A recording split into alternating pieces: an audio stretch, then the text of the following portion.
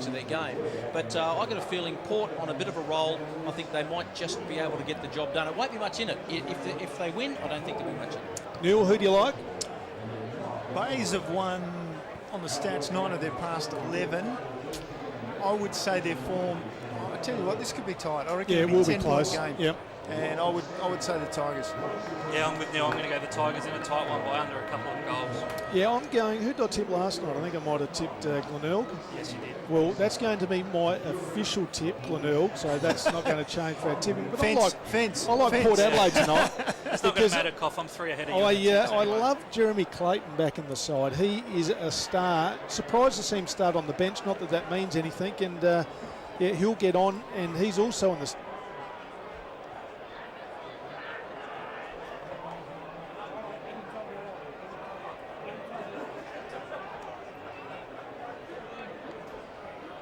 Before we kick off, guys, just to make mention of the umpires. Tony Day, Lee Howson and Curtis DuBois are doing the field. Boundary, we've got Ryan England, Chad Truscott and Dylan Wan. And in the goals, Steve Axon and Rory Smith. And you mentioned the inclusions into the Glenelg side, the importance of getting a start in the middle, Koff. And what do you know? Lyons, Allen, Douglas, they're all around the ball in the middle, and they'll get the centre clearance from the first bounce through the ruckman in Button. So Button will clear it. And he'll go long and deep looking for Kirkwood. Oh, not Kirkwood, try that again. Kirkby. And it went over the back to Beard, whose hand pass then was along the ground virtually. Couldn't find Slattery. It went out of bounds in the left forward pocket for the Bays. And Neil, Rory Kirkby had a tough time of it last week. Kicked a couple of goals, but Tom Collier did a pretty good job on him last week, and he'll have his work cut out tonight on Corey Beard. Well, again, he's in the stateside, and he'll want a big game to force his way actually into the lineup. Tackle first up by McFarlane there, just keeps the ball in close for the Bays, and we'll get a secondary ball up, or a secondary stoppage at least, from the throw in, and now the ball up, and the players scramble around the ball. Clean possession eventually to Young, clears the area, and fortunately marked by Broomhead just backward of centre wing for Port Adelaide. He goes with a short pass, stab pass in the end, just fell short of Wilson. He overran it, then in came Young again, and he was wrapped up, and we'll get a ball up at right half forward for Port Adelaide. And Sam Shaw's got the job on Wilson. Sam Shaw, very quiet night last week, and so he'll be looking for an improved performance. Mickeljohn just with a back tap, and then the umpires picked a free kick out. He was held onto, was Mickeljohn, just flicked it with a backhander.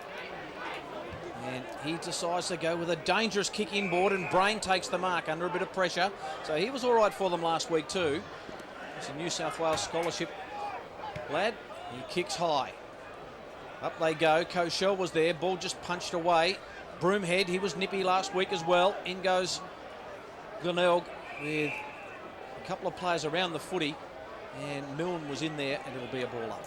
Really well done by Tim Broomhead there. He worked about 100 metres, pushed to the next contest, and good crumbing work again just to hold the ball in. Looks like Kilikowski's going to run with Richard Douglas. So Button got it down, a holding free kick. And it'll go to the big ruckman, or is it? Oh, no one even knows. Well, the umpire's gone the wrong way, and it's a holding free kick against Button on Koshel, and Koshel will take a shot from about 40 metres out directly in front. It's the worst free kick in football, honestly. The two guys grappling at each other. No one knows whose free kick it is. The ruckman don't even know. But anyway, it's going to be a Port Adelaide free kick with Adam Koshel, 40 metres out. Koshel stabs at it and puts it through for a goal. So Port Adelaide get the first, albeit an extremely lucky first. And with about 4 minutes on the clock, it is Port Adelaide 1 straight 6.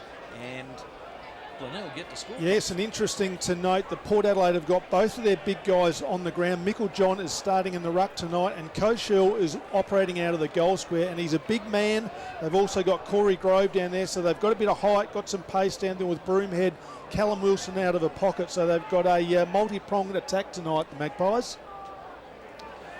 Umpire has it back in the middle and throws it in the air, and Button had the better of that. He knocked it out towards the umpire and towards Davenport, who hand passed it quickly to Logan, went straight to ground. Umpire called play on it, spewed out towards Mickeljohn, who hacked the ball half forward. Met by Mules towards the boundary line. The consummate defender and former skipper for 6 years here at the Bays takes it to the line. So just that one score. 6 points on the board, 4 minutes in, opening term. Button and Meiklejohn to go at the throw-in. Button takes front position. Meiklejohn tries to edge him out. Oh, well roved beautifully by Douglas. Down to half forward, he goes to Hender on the lead up. In fact, Hender almost in the centre by the time he took the chest mark. Goes for Kirk. Oh, Left that's a half good forward. fly. He went up but couldn't take it. To the front it came. Dolling looks back inboard, does it pretty well. Spots up Brain. Now he's at right half back. Brain comes to this grandstand side of the ground, short to Clayton. Haven't called his name yet. Clayton backs up. Just the chip down the line. And the mark taken by Young. He's been involved in a lot already. Just backward of centre wing, takes the mark for Port Adelaide. Glenelg have got a lot of numbers behind the ball, guys, at the moment. They've got about, everyone just about the defensive side of 50. Young goes long, they'll fly, no one can take it. Doing the roving was Agnew, he couldn't get it. Diving on the footy was Clayton, just playing for a free kick, nothing doing. And the umpire will come in and ball it up. We've gone about 6 minutes or 5 minutes in the first quarter. We don't have a digital time clock here, Koff, so we've got to do a bit of guesswork. But Port have got the early goal through Adam Koshel. Lucky free kick. It is in the back half for the Bays. Clayton with the tackle, and it'll be another ball up. So it'll be that sort of night, maybe, because Port Adelaide will want to keep it in nice and close. Yeah, it'll take a while for this game to open up, guys. And just having a look around at the crowd, starting to build a bit, probably about 4,000, I would imagine. Opportunity for Gray, rove it off the pack from the ball up. His left footer is out wide. Rudolph is there for Glenelg. He gets away from Grove and then hooks it toward the wing. Ball's just bouncing away. In they go through Scanlon. Scanlon wants to take it to the line. McFarlane was there for the Bays, but on the outer side wing, it'll be a ball in. We've gone 5.5 minutes, and it is Port Adelaide 1 straight 6. Glenelg will get to score. And just having a look at Scanlon, looks like he's got the job on Louis Hender. Louis Hender, very dangerous, especially inside forward 50. You can't give him too much room. Button comes from behind in the ruck contest. He got it to Douglas. He just handballed forward 20 metres in hope. It's picked up eventually by Logan, and then Davenport fumbled. Now it came to be Archie, centre of the ground. He drives it down to half forward, and Agnew takes the mark instead defensively for the Bays. He gives it off to Shaw. Shaw with the long kick looking for Kirk. Rakawasa comes from behind, but the punch gets it to the front. Stanley was there on the ground. He tries to hand pass it away, but the players gather around, and eventually we're going to get a ball up at left half forward for the Bays, right in front of this grandstand where we are broadcasting from, peering around poles and other obstacles. So the ball knocked down by Button, straight down, and so the players gather again. We'll get another ball up. And Aziri Rakawasa, guys, he's got the job tonight on Daniel Kirk. Daniel Kirk surprisingly played in the Bs last week, so back in the A grade tonight. Yep, from the ball up, Meiklejohn just knocks it to the line, and it's collected by Summerton, who is on the bench just waiting for an opportunity to get back in as Douglas takes a rest. I noticed that Daniel Kirk is just starting to work on a bit of ink work on his arm as well, guys. All right, he's joined the ink army. Holmes got it quickly on his boot for Glenelg. It falls to Dolling, who reads it so well. He's high hooking kick looking for Broomhead, but the man at the back who takes it is Milne, Riley Milne, the former Hawk. Gets it away to Logan. Logan goes to the outer side with a bit of run, and they've switched it to Rudolph, who doesn't break stride on the second bounce. He grabs it. He's on the wing outer side, swings it toward Kirk, and getting back was Hender. Big pack there, and it just folds up like a deck of cards, and there is a free kick, a push, and it may well go to Daniel Kirk in that exchange. Against Aziri Rakawasa, so a free kick to Daniel Kirk. He's probably about 50 to 60 metres out there, and a 25-metre penalty, Michael, so that'll bring him within about 40 metres of goal. It will, Koff, and a difficult pocket to kick from there, but no breeze tonight. It's a very good night for football. And Daniel Kirk, who's, well, he's kicked goals in finals. I think one final there and a second semi. I think kicked 4 for the Bays and did pretty well. He's played down back and forward. And he's a former Tasmanian, and he was a rower. Olympic rower. Yes. Yeah, yep. Olympic rower. So Daniel Kirk settled well into South Australia. Here's the kick. Goal umpire says, I reckon you've got that through. Yep. Great kick. He has, so the answering goal comes from Daniel Kirk. The Bays 1 straight 6, Port 1 straight 6. We've gone around 10 minutes in the first term, Grant Coffey. Yeah, he's a dangerous player, Daniel Kirk, because he can push forward and take a mark. He was really not even in the contest there, but the free kick was awarded to him, then got the 25-metre penalty, and then needed his best kick, only from about 5 metres in. That is a good start there to the Tigers. It's about the first time they've gone inside forward 50 so far. Port Adelaide have had most of the running. It's 1 goal apiece here at the moment on the Footy Times SA scoreboard. Around about 7-8 minutes into this contest. Scores locked away. Koshel in ruck, gets a beautiful tap down. Brain fumbled it. And now they scramble around on that cricket pitch surface, which on a night like tonight might be like skating. We'll get a secondary ball up. The oval is in really good condition though, isn't it, guys? It definitely is. I think Les Burdett's down here now doing some work, isn't he? I think it might be Damien Hoff now. Les Burdett's got bigger fish to fry now that he's in retirement. In fact, fishing is one of his pastimes. Holmes marks it for Glenelg inside the centre square. He goes long. Well the done. second grab taken by Kirk. Yeah, they might have to have a look at the match-up there on Daniel Kirk. Aziri Rakawasa has got the job on him. Maybe the big fella in Corey Beard might be a better match-up, just with a bit of extra height, and Rakawasa going over to Kirkby. But Daniel Kirk, he's only about 40 metres out, as we saw a moment ago. The distance won't be a problem, just a matter of accuracy from here. Well, he's a little bit this and that with his kicking too, Kirk, as he comes in. And I tell you what, guys, I reckon they've saved money on the white lines out there in paying for the lights. He comes in, he goes over the paint of 50. I tell you what, he's kicking them well tonight. 2 for Daniel Kirk, and for the first time tonight, the Bays lead. 2 goals straight to Port, 1 goal straight, and it's 10-minute mark of this opening quarter. Yeah, and this is where you earn your money as a coach. Just be interesting to see what Tony Bamford does here, whether he makes the change now, because all of a sudden, if you let it go another 5 minutes, maybe there's another goal on the board. He's kicked 2 goals in the space of a couple of minutes. So you need to just see how the matchups are going inside forward 50, and maybe a change might be required there. It'll be a bit of a raffle tonight who wins in this first quarter, because both teams have poor records and poor starters so far this year. A little bit early was Button taken away by Kulikowski, who kicks it off the ground. So Port are going to go into attack. Logan was there, well done by Mules, gets through traffic, shrugs one, another handball comes back to Tenace. Tenace goes for the boundary line, and it gets pretty close to that. Overrunning it there was Trembath. A good little handball by Stanley. We'll get a free kick for a push against Holmes. Throw. Was it a throw? It is. I thought maybe it was a free kick to Stanley, but it was a throw. So Holmes gets it. His kick was looking for Kirk. It was on a long lead. Well done by Koshel. Got a hand in on it. Back to Clayton. Clayton now. That's Jeremy, who kicks looking for Brain. And he took the ball over. Yeah, he took the ball over the line when he actually got it down to kick it. In that little shimmy, wasn't it? That little bit of candy that he sold to the goal umpire, the boundary umpire, it didn't work. I was just about to say he was a genius too, but went out of play. And another free kick. A player's been pushed in the middle of that. Is it Bradley going to get a free kick? He is. Bradley's got the free for the Bays. A couple of kicks out from goal, to be fair. He decides I'll hook it to looking for Kirk. Oh! Almost took the mark, Kirkby. Beard did pretty well. That would have been mark of the year by no stretch of the imagination. Tenace knocks the clearing kick from Beard to the boundary line to be a throw in. And poor old Daniel Kirk down there. He's in the action, no doubt about that. He's rubbing his head at the moment. He's got a knee right in the back of the scone. Where's the big screen at the Bay? I want to see that again. He was pretty close, Kirkby, to that. So back it is at left half forward for the Bays after that clearing kick. Base of the back, Stanley forces his way through. No, in fact, it was Stanley, and he got it out towards Clayton, who sold some candy twice and then got away inside the centre square. He goes dangerous for the pass. He misses the target in Broomhead. It falls over the back to Curran for the Bays. Hand pass off to Mules. He just hacks it as long as he can. Kirk was the target. Rakawasa got the ball down the front, and the free kick handed out to Jeremy Clayton for the high tackle from Douglas. He spreads it wide. They go down the far side of the Bay Oval. They do. It's a little short kick.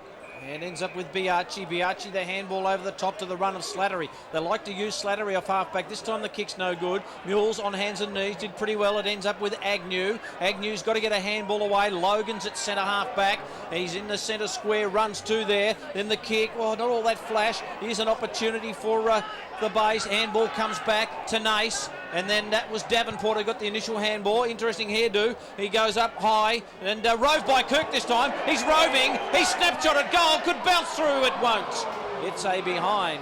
So Daniel Kirk, he's doing the roving. He's getting hit in the back of the head. He's flying. He's kicking goals. It's all happening for Daniel Kirk. The scoreboard sees Glenelg 2-1-13. Port 1 straight 6. Just beyond 12 minutes in this opening term. And out on that far side of the Bay Oval, Port Adelaide quick to bring the ball in. Gray at half-back left. Comes around onto his right foot, then goes back to the left. Douglas intercepts in front of Thurgood. He went back, turned the body and took the mark, and then back onto his feet. He stabs it in short. So the Bay's trying to set up. This is McGinty who's come on the ground. So McGinty, who started as the second ruckman on the bench, down towards Kirkby. He half volleyed it pretty well and got it off to Bradley. Bradley just puts it forward towards the goal square. Ball drop. Oh, he's done it, hasn't the he? ground. Another one for Kirk. No. Another behind for Kirk. Well, that's more like Daniel Kirk. He missed it. He's hit a couple of set shots and then a couple of snaps have gone wide. So 2-2 for Kirk, 2-2 for the Bays to Port. 1 goal, straight 6. Yeah, dangerous time for the Port Adelaide Footy Club at the moment because the Tigers are doing all the attacking and Daniel Kirk very dangerous inside forward 50. Mark Dolling does the kicking out. He'll kick to a pack. His target's Cochelle. Kirk did it again. In goes Allen. Got the handball away. Davenport couldn't quite get it. Sherrod's on off the bench for Port Adelaide. It's picked up by, looks like McFarlane in there. Goes to ground easily. Rose is there. They're close to the boundary line. It's a little bit of a rolling scrum at the moment. And the ball just trickles over the line. It will be a boundary throw in. 2-2-14 plays 1 straight 6. Bays in front. Just some quick stats winners, guys. Jason Davenport has 5 for the Tigers. Douglas and Holmes with 3. Kirk with 3 also, and 4 Port. Clayton with 3. Stanley and Beard with 3 as well. From the boundary throw in, a bit of a holding in the ruck contest. Will go to the big man in McGinty. But 3 times as big as me, that man. He is a huge unit. Up they fly again. Kirkby tried for mark of the year again. Couldn't quite get there. Slattery got a quick kick out of to the pocket. Curran's right there. Biaggi with the handball. It is loose. Ball just desperation stakes for Gray over there. Couldn't quite get it. Biaggi got it on his left boot for Port. No free kick to Thurgood. Thought he was pushed in the back. Yes, he was. And Thurgood has the free kick at half back for Port Adelaide. They are under pressure at the moment. The Bays' pressure has been very, very good. Well, and there's referred pressure. The kick goes out on the full from Thurgood. And so it's turned over again. And the Bays will get another chance to go inside their forward 50. That move's been made, Coff. Beard is now on Kirk. Yep. Just waiting on those leads from Beard, from Kirk or from Kirkby. Here comes the Kirk over the back from the kick. And then ball at the base of the pack to the umpire. Pull out a free kick there. Yes. He did. And it might have been Lyons who went to ground. No, it's Lyons who went to ground with the player in his back, said the umpire. So he'll go back, or Jared Lyons, and have a shot at goal. And with the binoculars, I can just make out there's something on the turf resembling a 50 arc over there. So man on the mark is probably 48, 47 from goal. Lyons will have to kick it that distance as he comes in and gives it everything. And it's going to the line, and I think it may have already gone through. What does the goal umpire think? He hasn't moved yet, which means it didn't go through at all. It'll be a free kick, though, as Rakalwasa tries to clear the area. He succeeds in putting it out on the full. And Kirkby, who's already got 2-2, the Bay's entire score, will get another shot at goal. The goal umpire in perfect position there, guys, right on the line. Didn't pay the free kick, or didn't pay the goal. Wasn't over the line, but the rebounding kick from Port Adelaide's gone out of play on the full. Daniel Kirk shot and goal. Apologies, yes, Daniel Kirk, not Rory Kirkby. And Kirk goes to the top of the square. Hender flies, and in the end, the Port Adelaide player is able to see it through for the minus score. We're going to count that to Kirk. Why not? Yep. 2-3-15 for the Bays, 2-3-15 for Kirk to Port Adelaide. 1 goal straight, and we've ticked over 16 minutes in this opening quarter. Dolling with a short kick to the outer side pocket, and it's marked by Luke Slattery, who's just about run out of room over there. The cameraman almost trod on his foot. He kicks it high, big pack, knocked away. Mules can't grab it. In goes Summerton, just a little dribbler toward the wing. Overrunning was Agnew, the 2 red nuts there, Thurgood and Agnew. Here's Thurgood. He gets the ball. He's beset upon. Riley Milne was there for the Bays. In goes Agnew again. He's a tough customer, Agnew.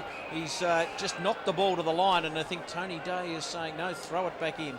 That's okay. He is hard at the ball, Brad. Yeah, Agnew. it is pretty tough work at the moment for the Port Adelaide Footy Club. They can't get it past the middle of the ground. They did all the attacking early on, but the last 5 to 7 minutes been all the Tigers. Third man up, couldn't get it. That Lyons did well to Milne. Then Milne just dropped it. Lyons had to go back. Port just booted forward, close to the line. And here's an opportunity for Wilson out in front Good of Rudolph. pick-up. Oh, did very well. Shrugged a tackle or two. Then the handball was pretty ordinary to Kilikowski. Here's a chance for Douglas. Didn't keep his feet. Kilikowski was right with him. And he's the man who's got the job on Richard Douglas tonight. Kilikowski saw him do a very good job on James Allen, although James Allen still had 37, Phil. Yeah, Kulikowski certainly frustrated Allen last week, but just reflective of those stats, Grant, you're talking about, the Tigers dominating inside 50, 9-2. So the ball spews out from the ruck contest. Broomhead goes back towards Dolling, who off the left foot just sneaks it forward to Broomhead. So he braked and off he went after taking the chest mark, goes into the forward pocket. And Rudolph was able to comfortably handle the contest there with Thurgood. Picked it up well, gave it to Shaw. Wide out, Shaw goes down the line looking for Lyons, who managed to bring it to ground, followed up on the ground. Biaggi's over the top of him. Lyons, did he dive on it? No, the ball's still in there somewhere. Biaggi involved, and then it was slipped out by McFarlane. I think it was a throw, and the two Rileys combined. McFarlane to Riley Milne, who drives it down to half forward. Ball comes forward again and knocked into space by Davenport, who used his pace towards the forward 50. Was he grabbed? Umpire call play on, and eventually he'll come in with a couple of players over the top of Davenport. One of them, Meiklejohn, will get a ball up in front of the light tower out there, and a few straggly Bay supporters out there watching from the mound. Just having a look at the crowd, guys. I'm not sure what you think the crowd may be, but a good spread of people, maybe around the 4,000. Yeah, it's looking pretty thick in a lot of different areas. There's a few starting to fill in the grass over on the hill, on the outer side, so not too bad. It's not an overly cool evening. It's pretty bearable if you're out in the bleachers. So boundary throw in. Glenelg marginally in attack. Reaching over the top was Kirk. Lyons is in there again. Couldn't quite get it. Clayton did pretty well. In fact, it was Gray. Now the high kick. Broomhead's going to try and fly from behind. Milne was in front. Shaw couldn't quite grab it. In goes Summerton, tries to knock it forward. Bay's really putting some pressure on. Douglas, just a little fumble, then had to compose a handball over the top. This is okay to Milne. Milne's got to swing it back in. Kirk and Kirkby. Kirkby just gave a big shove. Taken by Slattery. Quick kick, still dangerous. Well done by Kilikowski. Clears the area. Gets a right footer, and it's not too bad. Wilson showed a lot of courage. In fact, it's Corey Grove. They look a little alike, those two. The handball goes away to Broomhead. Broomhead wants Summerton over the top. Summerton's got another player in Stanley, and the kick was marginal. 50-50 ball. Agnew goes in hard, tries to get it out, and over the top is Stanley, who really wants to collect that ball, with the kick almost sent Stanley to the Glenelg Community Hospital. Yeah, it was a poor kick there, and needed to give the handball off to the runners. Decided to go the short kick, and didn't come off, unfortunately, for the Magpies. Between half forward and centre wing on this side of the ground, the broadcast side, the main grandstand side of the Bay Oval, will get a secondary ball up. Tony Day, the umpire, coming in as the players crashed in after that initial bounce. Or ball up, I should say. So now Lyons tries to be third man up for the Bays. They scramble it forward, only a few metres. Lyons follows through. Still they tap it towards their goal face. A couple of fumbles, and then finally Douglas toe pokes it down to half forward. Well, that was more good luck than good management, the way that they were able to get away with that, the Magpies, and they sweep it out wide to Brain, who over the shoulder, he just hooks it back to centre wing. Gray trapped it brilliantly, gave it to Young by hand, inboard, who goes to Meiklejohn. Plenty of room for the big ruckman, drives it into half forward. He's looking for Koshel, it bounced, Koshel propped, Shaw came in. Did he drag it in for the Glenelg side? Umpire circling, wait on it, we'll get a ball up inside 50, 40 out from the attacking goal of Port Adelaide, who only have one score on the board. It's 15 plays 6, the Bay's in front. Yeah, it was one of those ones, the ball come inside forward 50. Adam Koshel really needed to attack the footy there. He was looking for the body contact just to push off his opponent, but he should have just went at it and taken the mark out in front. But unfortunately, it's a ball up about 25 to 30 metres out from the Magpie goal. He did prop a bit, didn't he? Yep. Just needed to keep on going. He's in the ruck now, gets the knock away. Oh, got it down to Broomhead. He's trying to get it to Gray. Broomhead gets it. Oh, yes. And that go 15. The mark's been taken by Thurgood. Well, if you just get it forward, somehow things will work for you. If your forwards play in front and Thurgood's got a shot from the 10-metre square and should kick Port Adelaide set. And Timmy Broomhead, he's been one of the better players so far for the Magpies. That was a good little crumb and a quick kick forward. It's ended up with Thurgood, and he's put it through for his first goal of the game. Port Adelaide's second goal. And that's what happens when you're playing front, Michael. Opportunist things can happen. Yeah, definitely. Thurgood was working just only a few moments ago very, very hard on the wing and even toward half back, and then he's got all the way back down, as these players do these days. They shuttle run the grounds, don't they? And Thurgood just happened to be in the right place at the right time. And some of the major possession winners so far for the Tigers, and then on to Port Adelaide, Phil. Davenport and Douglas both with 5 for Glenelg. Kirk and Milne and Shaw with 4, and for the Magpies, Sam Gray with 5, Slattery and Brain with 5, and young Broomhead just had his 4th disposal, setting up that Port goal. 3 points the margin, 22 minutes. Start that again. 3 points the margin, 22 minutes in, opening quarter. So we're back in the middle. The bounce goes down and Koshel makes contact with McGinty, and Koshel has the better of it. McGinty, though, follows up nicely. Off he goes. Oh! Agnew, was he hit high? Well, the umpire called, hold on, wait, come back. That was a high tackle by Koshel, who met him with the full weight of his right arm. Yeah, that was the old stiff arm, no doubt about that. Wide for McGinty from Agnew, and McGinty's arms were chopped, so he'll take a free kick. He went out to left half forward with a kick rather than going directly. Now Kirk on the lead. He props it up on his head, McGinty. Kirk does pretty well, brings it to the front. Douglas roved it, got the snap away. Accuracy was perfect. Another goal for the Bays, an answering one. And for the first time tonight, we call a player other than Daniel Kirk, who's done something for the Bays on the scoreboard. But who was in the marking contest? Who brought the ball down in front? It was Daniel Kirk once again. And, so it's goal assist. Oh, it is. It is goal assist. At the moment, it's 3 votes D. Kirk. He has been really good for them, providing a target inside forward 50. And Douglas on that occasion just front and centre to the contest and snapped a lovely goal. Just clean. Phil, you got a just a quick AFL score update, guys, in the AFL Grand Final replay over at the MCG. Just shy of quarter time. It's Collingwood 3-3-21, leading Geelong 2-3-15. How are Geelong going, boys? Struggling. They're going. They're just a little bit of a struggle. Got a few young blokes in. But let's concentrate on this as Kirk gets the knockdown. Almost taken by Brain. Well done by Jared Lyon. In fact, it was Riley Milne. In goes McGinty, just throws his weight around. And a little short kick comes out of there by Milne. It falls into the hands of Logan. Logan for Glenelg, kicks long, looking for Kirk. Why wouldn't you? Rakawasa was there and knocked it to the line. But Kirk's recovery skills. He's on tonight, Daniel Kirk. Well, he's had a pretty good first quarter. He has. has. If he can keep it up, he'll be a big asset and it'll be a big difference in this game, perhaps. Daniel Kirk, consistency has always been his problem. A lot of players around it. Koshel for Port Adelaide wants to knock it close to the line again, and it goes out. It'll be another ball in. So the Bays are in attack. It's around about 40 metres from their goal. And they are kicking to the city end. Kirk in ruck. I think they both got a bit of a hand on that. In goes Clayton. He's just taken on the merry-go-round, and Davenport can't get it. Neil, you'll just have to do something here because that's the 3rd ball up in about a minute. That was Riley McFarlane with the tackle on Clayton as advertised. Boy, he can lay a tackle, that kid. So the ball to be thrown in, left half forward for the Bays. They've done a lot of the attacking in the opening quarter, but they only hold a 9-point lead. Dolling puts his head down, goes through, and wouldn't you know it, McFarlane was the man to tackle that time. Infringed, though, in the back, and a free kick to Mark Dolling, who then chips it into centre half back. It's an interesting approach, not a traditional approach, if you like, from Port Adelaide as they chip the ball around in their defensive area. Brain with the ball now. He goes towards centre wing. He looks for Rose, who could only tap the ball out wide. It's picked up and hand passed off on the 1-2 by Logan, and then to Agnew, then back to Logan, and inside 50, strong hands in front of the eyes. A mark taken by Rory Kirkby. And he almost tried to set a different approach to the goals than what the umpire wanted, I think. He might be straightened up. Yeah, he's very difficult to spoil from Rory Kirk. He's got a great set of hands. He's launched himself at the ball a few times tonight. That's the first one that stuck so far. This needs to be a goal reward for effort for the Bays. He starts it on the left post, and it's just come back enough. Good kick by Kirkby.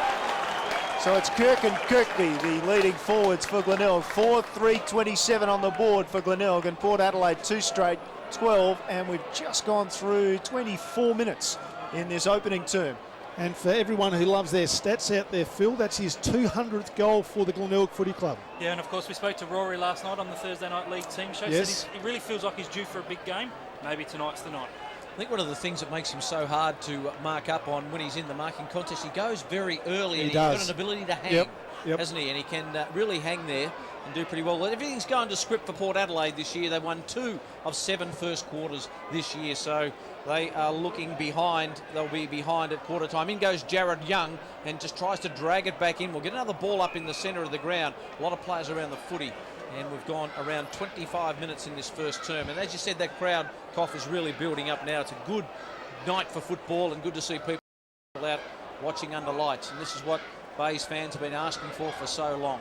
Up goes third man up in Curran, knocks it down. Young through difficult traffic, almost tackled by Douglas. In goes Sharrod. Here's Ty Allen. Allen dropped the footy, but he wasn't being tackled, just couldn't get it. He's still trying to move forward. He's been given a bit of slack by the umpire, but then he ran out of patience with him and pinged him. Here's an opportunity for Sharrod for Port. Sharrod goes inside 50. Thought it might have been a free kick to Port Adelaide. Ball flicks over the top to Agnew. Loose handball. Corey Grove. He's got a man in space in Somerton. He can't get it to him. He overran it. Ball just comes out now. Well done by Glenelg. Or the kick away by Curran, I think it was. And then it comes towards McFarlane. Umpire's blown his whistle. And there will be a free kick to Glenelg. And it'll go to Richard Douglas off the ball. And he chips into the centre. Kane Tenace takes the mark. Back end of the centre square. And he plays on, but the siren rings. And at quarter time, it's Glenelg 4-3-27. Port Adelaide 2 goals straight 12. 15-point margin in favour of the Bays late in that quarter cough. They certainly got some reward for effort. Richie Douglas was 1 and Daniel Curtin 2. And Port Adelaide, Josh Ferguson was 1 and Adam Peake.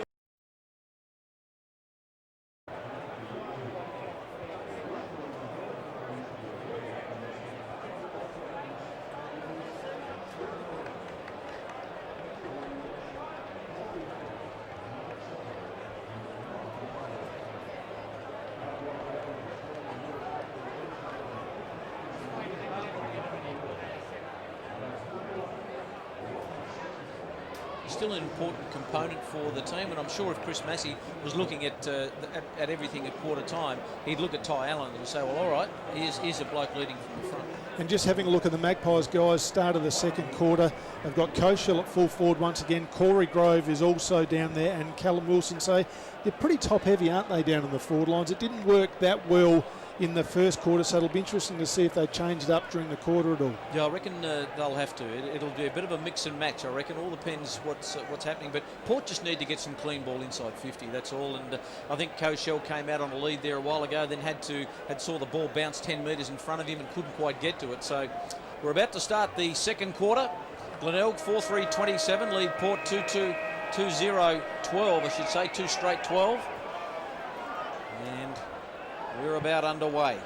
Meikle-John and McGinty. I thought McGinty got the better of that. Kilikowski read it pretty well, then tried to get the handball. He just pirouetted and then got a long kick and a high kick inside 50. Koshel plants the feet, can't get a jump at it. Off the ground, Broomhead just away to the right, a behind. So Port, their first blemish tonight, 2-1-13. Glenelg 4-3-27 on the Footy Times scoreboard. Yes, and really good work there by Kilikowski. And there's a free kick there to the Tigers, and that'll go to Big McGinty.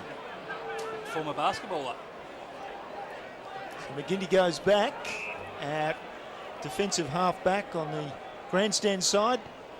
Down the line he goes. Not a bad kick in terms of looks. Hender was unable to take the mark. There was good pressure coming there on him.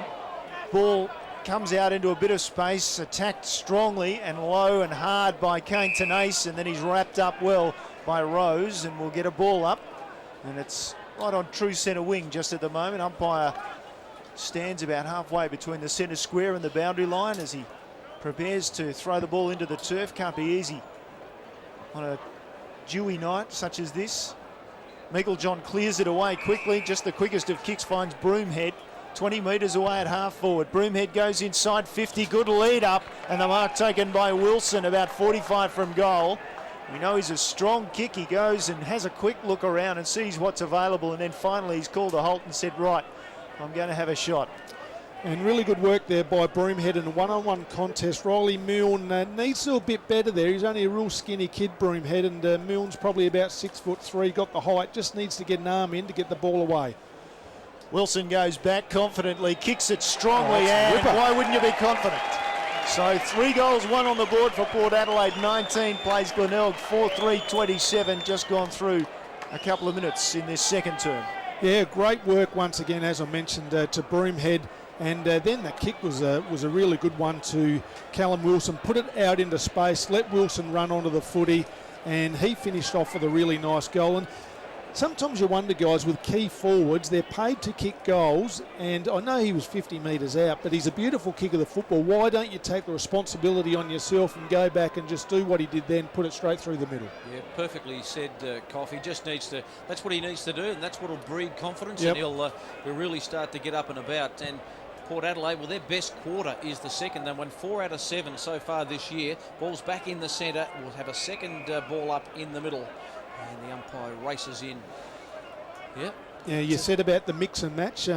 Thurgood has now gone into a forward pocket and Koshel coming off the ground. So it looks like they're going to change the big men off the bench. Yeah, I think they'll continue to do that. The blue boots of Ty Allen just throws himself on the football. In goes Michael John over the top of our man, McFarlane. We're really going to support him. Claimed him. We're going to claim him. Fleecy as he's known. Yeah, Fleecy. He's not Jose Feliciano. He's got his eyes firmly on the ball. And he's a hard tackler. Michael John just got a tap away of sorts. Running onto it was Rose. Rose hit the handball away, and he spent it before he got it, did Ty Allen. Fumbled, then has to knock it forward. That's the sort of stuff that Ty Allen does. If he can't collect it, he'll keep on giving you 2 and 3 efforts. But he really should have grabbed hold of that footy, and it'll be a ball in. So those blue boots there of Ty Allen's, I hadn't noticed those, but they're a good set of wheels he's got on there. You don't sort of imagine him with a blue boot, sort of black boots, be sort of in and under black boots. Yeah, not being clean for about 8 weeks. Bays push it forward finally to Davenport, tried to take it and kick it at the same time. In the end, it's scrambled over the line by the defenders for Port Adelaide at right half forward for the Bays. I reckon there's a story behind those boots of Ty Allen. I reckon former Power Premiership player Josh Marnie gave them to him. And I don't reckon he's had a new pair in about 6 years. That makes sense. Yeah, they're held together by glue and a bit of spit by the sounds of it as the ball goes forward. Speak of the devil, Ty Allen just couldn't get his feet in order to get a kick away. Port Adelaide through Slattery will get the opportunity. Slattery wide out in the pocket with his left foot. He dragged it back in towards centre field. It's picked up by Logan and put back towards the goals. The bounce. It's near the line. Oh. Finally knocked through, and there's a collision between two, and Beard has gone down, and the other one involved in the collision just trying to pick up who it was, and in fact it was that tough nut McFarlane. And a minor score for the Bays. They go along to 4-4. Port Adelaide 3 goals 1. In the blink of an eye, it's at half back for Port Adelaide, taken by Clayton, squeezed it out by hand to Michael John, who off a step just kicked around the corner. Bad drop by Young, but he goes back, gives it to Kilikowski by hand, then his left footer up high looking for Wilson. Wilson v Shaw. Shaw got a fist on it, well done by Mules, just keeps tracking it to the line, and Experience sees that ball just trickle over the line. Josh Thurgood said that was out deliberate, but I think he's drawing a very long bow there. Yes, I think you're right there in front of the practice wickets here down at the Bay, and Mules just used all of his experience there just to force the ball out of play. Michael John, double fister, into the path of Summerton. It was a brilliant tap down. Summerton, well, he just dropped the foot. He really didn't quite take control of it, but just let it roll off his chest. It falls out the back to Kilikowski. Kilikowski, Grove. In fact, Wilson's gone. I would say he is holding the ball, and there's that tough nut in Ty Allen with those boots. They're pretty shiny for 6-year-old boots, Phil. I've got to say they're glistening in the night light. And the studs have worn out as well, guys, I reckon. And Mules goes wide and finds Richard Douglas, who really does look as if he's not far away from an AFL recall. Douglas between centre wing and half back for the Bays. He goes long for Kirk. The ball punched off hands towards the boundary line and out of bounds there. You wonder if Ty Allen's boots don't double as slippers if they've got no studs left in them. Maybe he just keeps it on all the time. That spit must be pretty good, Neil, because it polishes up well. So the ball to be thrown in at, well, slightly forward of half forward for the Bays. Stanley, or rather Clayton, at the bottom of the pack, and the ball scrambled forward and then quickly onto the boot from Rose, but over the boundary line on the full. So the free kick to be taken now and half back for the Bays. It'll be Brad Agnew once he manages to get a hold of the ball. And the spectators, possibly a Port Adelaide spectator, throwing it over his head. One of the most improved Tigers this year, Brad Agnew. Been really good form. Goes inboard to Milne, and then they go out the far side. They switch it to Logan, who takes a chest mark, a hand pass over the top to Shaw, a bit of a fumble. Broomhead chases, but he won't get him. Shaw down to half forward. Not the greatest of kicks. It ended up at the feet of Trembath. Haven't called him much. He picked it up in the end, gave it back to Logan by hand, and then Logan taken to ground. That'll be holding the ball, play on advantage. Bianchi gets it off to Slattery, and away go the Magpies. On the outer side, the mark on the wings taken by Broomhead. What a great name, Broomhead. In short. And couldn't find his man over there in Bianchi. Ball jars loose. Holmes is working very hard on hands and knees. Umpire's hovering. Did he hook it back in? Ball just jars loose. In comes Ty Allen. Caught too high by Sharrod. No free kick. Umpire was right there. I thought maybe he'd got a Joel Selwood type free kick, Phil Aspinall. He certainly did look like he was taken high. And guys, just another, I guess, pointless Ty Allen stat. I reckon for about 2 years he slept in a swag. He didn't want to sleep in a bed, so he slept in a swag on the floor. Yeah, well, game of man that I. Bounce. Button. And then away goes Coshell. Just knocked it in the path of a teammate in Broomhead, but he couldn't get it. Releasing now is Logan. Got a handball away. This is good play by the base. This is our man McFarlane, I think, who kicks it long. Here's a Kirkby. Kirkby can't take the mark. He's up against two Magpies. Dolling is hovering over the top. Well done by Port. They're holding on. Ball just flicks out by Sharrod. Then the handball comes back to Stanley, to Dolling. Dolling's little kick. Hender's going to grab it and can't quite take it with him. Dolling was back in there. Hard in goes Allen, just front on Dolling. No free kick. Allen's still there fighting for the ball, and it will be a ball up. It's pretty fierce at the moment. It's been fierce, Cough, right from ball one. It has, and Dolling really attacked the footy hard. Ty Allen was down there once again trying to win the hard ball, but good attack on the footy by both sides there. 9 points the margin in favour of the Bays. Allen gets it off quickly forward. It's travelled towards Kirk. He almost gets met. He meets the ball. It bounces off his hands in the end to Rose. Rose gets it away. And then they'll come wide to Slattery on his left foot on the boundary line. He gets it up towards centre wing. From behind comes Gray, knocks it to ground, follows it up pretty well and gets it. Into the centre he goes for Broomhead. Realised at the last moment there was a Bay player behind him. Came and met the ball. Took it pretty well off the left foot though. Scrambled and slides it away towards Brain.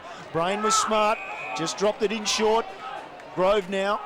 Slightly forward centre wing on the grandstand side. Takes the mark down towards half forward, off the legs of the player, sliding in towards Kilikowski. That was Wilson sliding in to try and take the mark, and Kilikowski eventually over the line at left half forward for Port Adelaide. Good contest this, 9 points the margin, and we're about 7 minutes into the second term. Ball just knocked down. No one can take possession of it. It's caught underneath a lot of players. Phil Aspinall's got his hand up. He's like he's in school. And you should put your hand up in school. Teacher. Mr. Maney, can I speak? Yeah, go. I noticed your nice little grin when Neil said Brain was smart. I like that one. Yes, we've also got Gray out there, and that'll matter, as in goes Shaw, and Rose was in with the tackle, and it'll be another ball up. I've been trying to work that into the commentary the last couple of weeks, Neil. It hasn't worked. Sam Shaw, just when you get a chance, Phil, to have a look at his stats, been quiet again tonight so far. Just the 6 touches, Cough. He's... I suppose he's pretty steady playing across half Yeah, backward. he is, yeah. We've got another ball up here. I reckon that's 6 more than what he had up to about half-time of the league game. He's got the job on Callum Wilson tonight, so he'll have his hands full, no doubt about that. Coshell knocks it into a dangerous spot, and in comes Trembath, I think it was, or in fact it was Curran. Knocking it forward was Sharrod, and running onto it is Wilson. Through traffic, hooks it round the body. He's got too much hook on it as Callum Wilson, and he scores a behind. That score moving for Port Adelaide 3-2-20. Glenelg 4-4-28. We've ticked into the 10-minute mark of the second term. He did all the hard work there, found himself in some space, but then the kick around the body just didn't go through the middle, just had a bit more time than what he thought. Ball meanwhile brought into Lyons, and then Button on the lead, and then Button sets it up high to centre wing, and a good mark taken. And that's your man, Cough. You want him in the stateside too, Corey Beard. Can't get him in now. Beard goes into the centre. Boy, they've got some space in the middle of the ground. Bianchi takes the mark right in the centre. He's held up though by the Bays. They've done pretty well. Bianchi goes high into half forward. Rudolph comes late and he missed the ball, and Wilson took it. Strong mark, didn't leave the ground. Rudolph went straight past the ball. Wilson took the mark. He'll line up for goal 35, 40 metres out, and all but straight in front. Yeah, that was a good mark there. Contested mark. The ball come in, and Glenelg had a couple of players there in the marking contest. Couldn't affect a spoil on that occasion, and Wilson's come down with a nice mark. He's kicked one goal in this quarter about 20 metres further out than what he is at the moment, so the distance won't be a problem, just a matter of accuracy. A snap just a moment ago that went through for a behind as well, so he's in a bit of form. And he looks pretty happy. It will be 2 goals for the quarter for Wilson. And Port Adelaide is within 2 points. It's Glenelg 4-4-28, Port Adelaide 4-2-26 as we cross the 10-minute mark, nearly 11 minutes into this second term. Yeah, it's been an interesting game of footy. Port Adelaide got off to a really good start, but then all the second half of the first quarter was all the Tigers, but this quarter has been all Port Adelaide so far. They're winning the ball through the middle. One player who was having his best game to date is young Tim Broomhead. He's had probably half a dozen touches and causing a bit of havoc across half forward for the Tigers. Yeah, he's been very good early. He's had 7 disposals, 3 marks and 2 clearances, winning plenty of football in just his 3rd league game. Everything he does is very clean. It is, yep. Not much of him. No. Well, that was a good effort by Wilson because he got on the lead, then he had to back and then back and took that mark and tested. Yes. Well done by Agnew, who pushes off, uses some brute force, got it to Logan, who got it to Douglas. Douglas is bouncing left footer, running onto it is Dolling at half back. Trembath was closing, but then got it out brilliantly to Kilikowski. In fact, is that Kilikowski? Yes, it is. And then the man on the wing, the mark taken by Rose. Rose away to Clayton. Clayton will just want to run around and dodge and weave and then chips a little ball away. And then another handball comes back. Or the post him away. Couldn't see who it was. In goes Broomhead close to the line. And he can't get a handle on it, Broomhead, and it'll be thrown back in. I think it was a young Sammy Gray running onto the ball. There's a few guys in this game that be wanting to play really well tonight to give themselves an opportunity to come back here again next week and play state footy. One bloke who's playing well, Cough, is Post, and Neil and I have called him, could have called him a hell of a lot, but he's got a lot of the football. Doing a blanketing role on the commentators. Here's Kilikowski going in. Quick kick out of there by the Maggies up forward. Clayton has to knock it away. Here's an opportunity for Logan. Logan down low. In goes Young. Young's right with him. And the ball flicks out the back. Here's Wilson. Wilson just tried to go for goal. Then got it back to Sharrod. Sharrod got it on his boot. Tries to squeeze it through. And Shaw dropped what he should have taken. But it'd be fair to say that the Magpie supporters on the hill behind the goals have given him a godful. And it is a little slippery out there, I've got to say. There's a bit of dew. Yeah, probably should have taken that mark, no doubt about that, but the worst place to drop it, right in front of the cheer squad. Ball to be thrown in, just 20 metres around from the goal face for Port Adelaide. They try to flip it over the back. They do pretty well, and Gray, he had no room to move, but got the ball to boot. Through for the minus score, though. It's a 1-point game. It's Glenelg 4-4.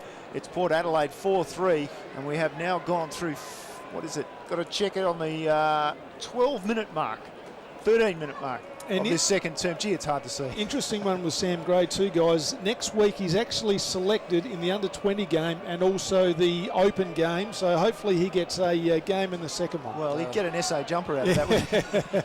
He's young. He can do it. Handball comes over the back from the kick out, goes to Dolling.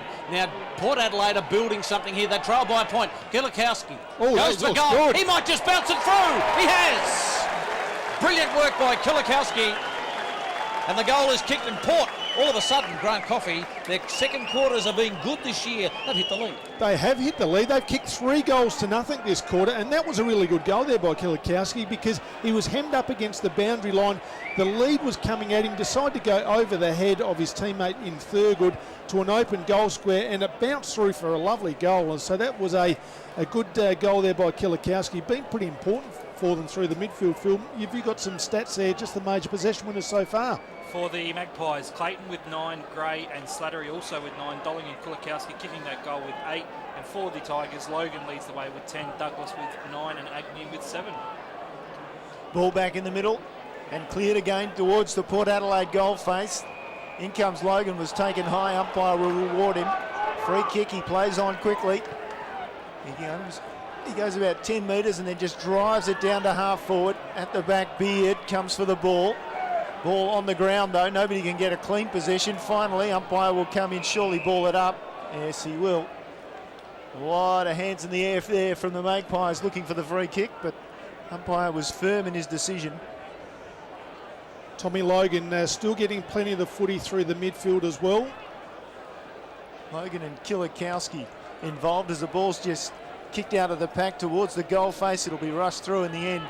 So the minus score, and quickly Corey Beard wants to bring it out. No, decides to hand it off to Mark Dolling for Port Adelaide. So we're down to, what, a 4-point game. It's Port Adelaide leading.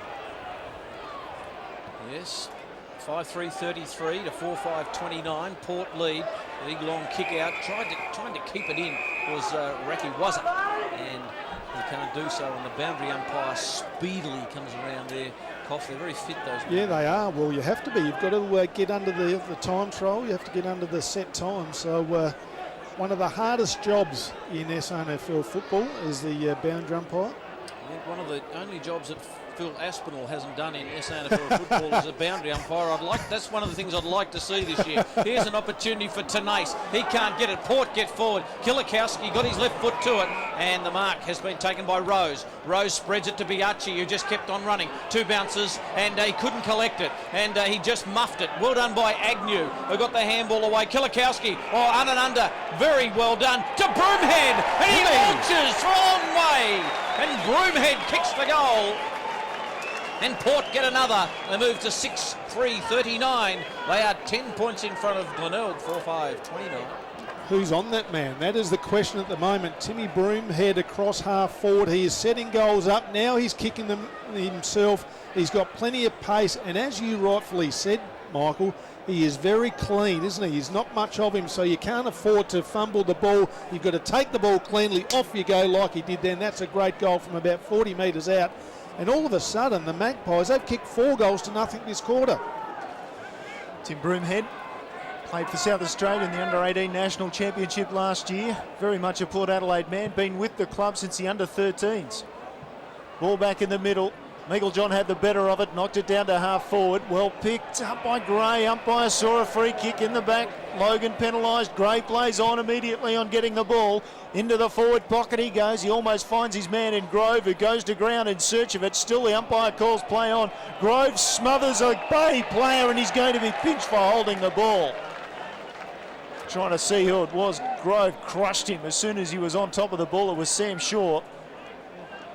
And so he will get up, wonder what went on, and realise that it's a free kick against him, and Corey Grove will have a shot from maybe 35, 40 metres out and about a 45-degree angle, maybe a little less severe than that. Yeah, and you would have thought there's some breeze going down towards the northern end, but there's no breeze here whatsoever. You can kick goals to both ends of the ground. Glenelg kicked 4 goals to the northern end in the first quarter. Now Port Adelaide looking to kick their 5th in this quarter. So in he comes. And Corey Grove leans back immediately, the fist pump. He knew it was a goal. So Port Adelaide, they've now put a gap in it. They're up by 16 points. Great quarter, 7 goals, 3, plays 4 goals, 5. A great game of footy. Like to thank our matchday sponsors, Angus Security, Smithfield Crash and Footy Times SA. And having a look at some of the stats there, Phil, so far in the game. Yeah, Sam Gray leading the way with 11, as does Tom Logan. But just on Corey Grove, guys, I know Neil and Michael called the game for ABC last week. Corey Grove, a late inclusion for the Magpies. Tony Bamford, super impressed with the performance he put out. And again, he's just showing he's in some pretty good form. Just got his body in the way. He and Callum Wilson, between the two, they were battering rams last week, and it did pay off for them. Back in the centre, 16 points the margin, as Neil Cross said.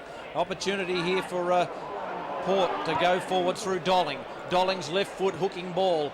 Thurgood couldn't quite take it, but running on it was Young. He pushes off. Did he get rid of it? Okay, he did. It's snagged by Agnew, whose kick lands in the lap of Mark Dolling, who for pound, one of the best defenders in this competition. Short kick finds Biachi. Biachi to the runner, Stanley, cuts through the centre of the ground. Stanley just put it on the head of Thurgood. Ball just bashed away. Opportunity here for Davenport. We haven't called him too much. Davenport's been quiet. Phil, we might get his stats in a minute, but his kick is okay to Douglas. Douglas's left footer on the outer side to Trembath, another quiet player who marks in front of Rakiwaza. Trembath goes inside 50. He's hoping for a Hender mark. He went a bit early.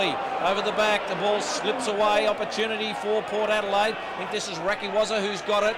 He just touches it on the ground and then boots it down the line.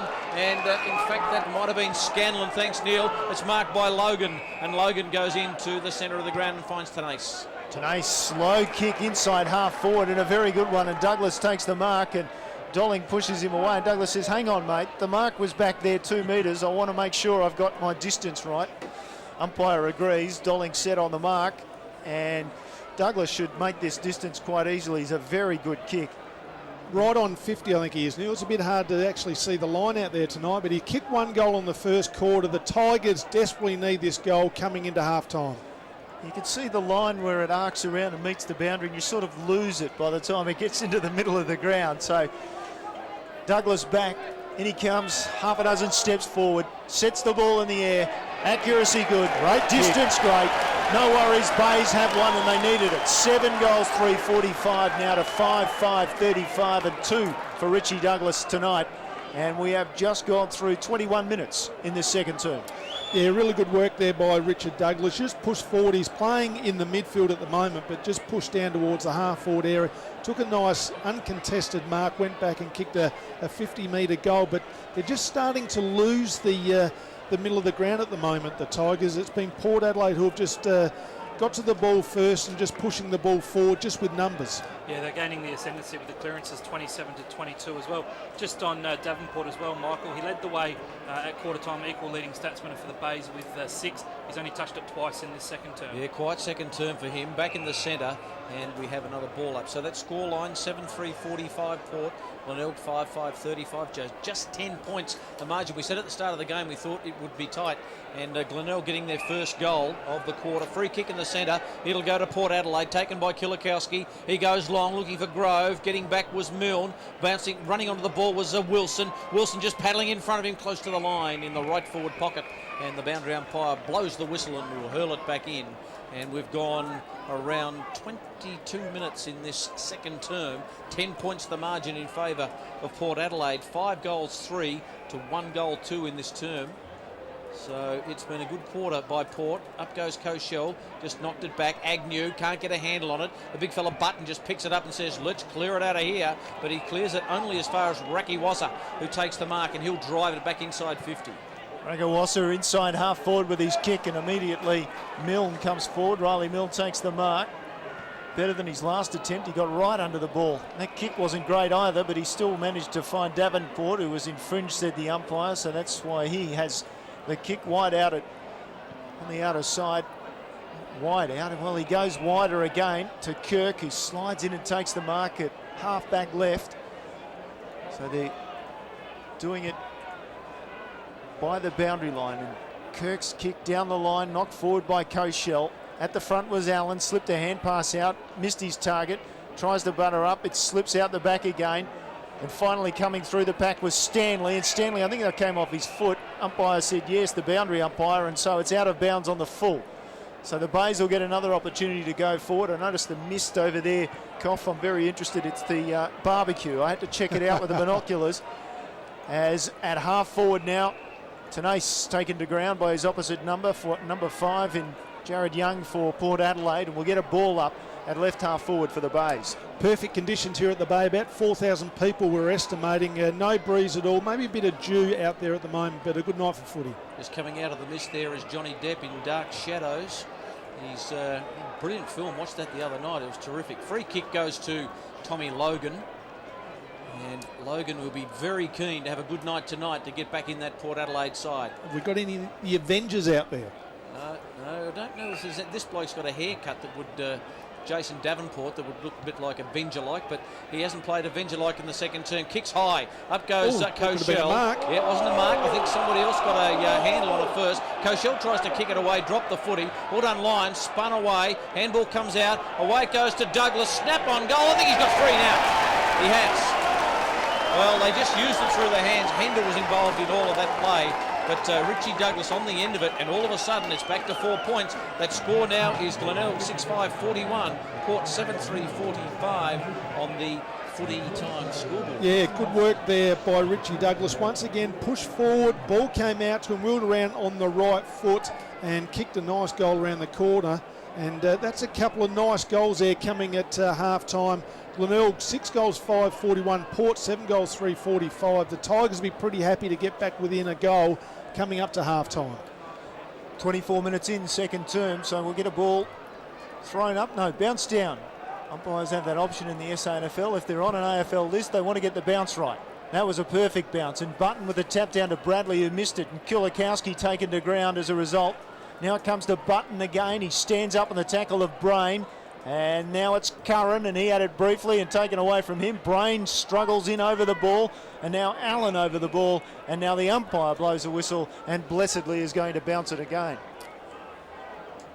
Just into time on. There'd only be about 3 or 4 minutes of more time in this quarter, guys. So the next couple of minutes, pretty important towards the state of this game. 5 goals to 2 in the quarter for Port Adelaide, and Gray clears it away down to their half-forward line again. The bounce favoured that time. Curran under pressure from Broomhead. He gets it back to centre wing. Bradley takes the mark, handballed it off quickly to Lyons, then to Holmes. Belts it forward. They know time is on the wane. Over the back it comes. Beard slides in, picks up the ball, tries to dodge around 2, was taken down. Umpire called play on. Rakawasa eventually got it out, and they kick it out of their defensive zone, Port Adelaide. Now it's towards centre wing, and Slattery has the run of the ball. Can he get control? He can. He's met hard by Logan and taken down. Umpire still calls play on, and they still go on. Lions on the boundary line, taken over in a tackle, and eventually will get a ball in at right half back on the outer side for Port Adelaide. It was good footy there by Tommy Logan, because Luke Slattery was away there and the Magpies were going to go inside their forward line, but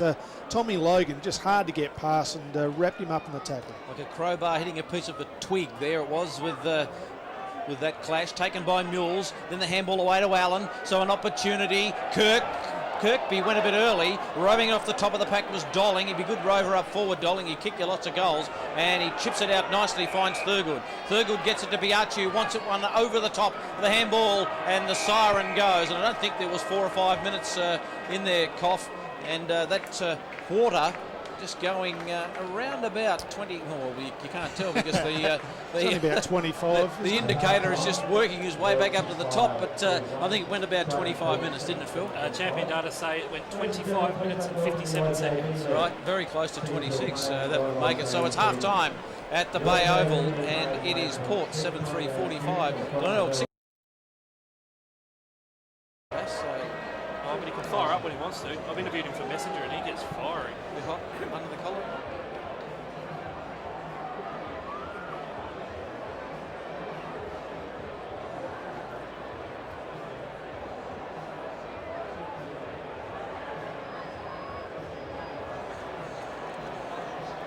Got to do a readout of that as well. Yeah, we'll do it.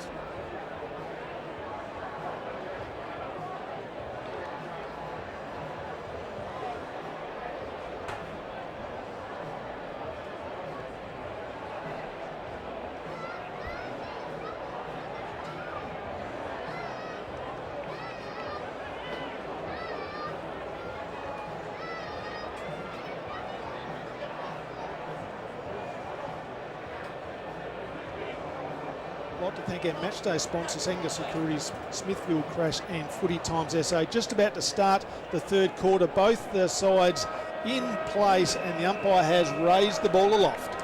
4 points the margin in favour of Port Adelaide. They took the lead for the first time halfway through the second term. Tenace to Agnew, and the first centre break goes for Glenelg down to half forward, and the mark taken nicely by Beard, who Koff might have mentioned isn't in great form tonight. That kick just hung in the air just a little bit, but they're able to get it, the Magpies, and they drop it wide. Scanlon off to Slattery, and Slattery in the left back pocket just takes his time.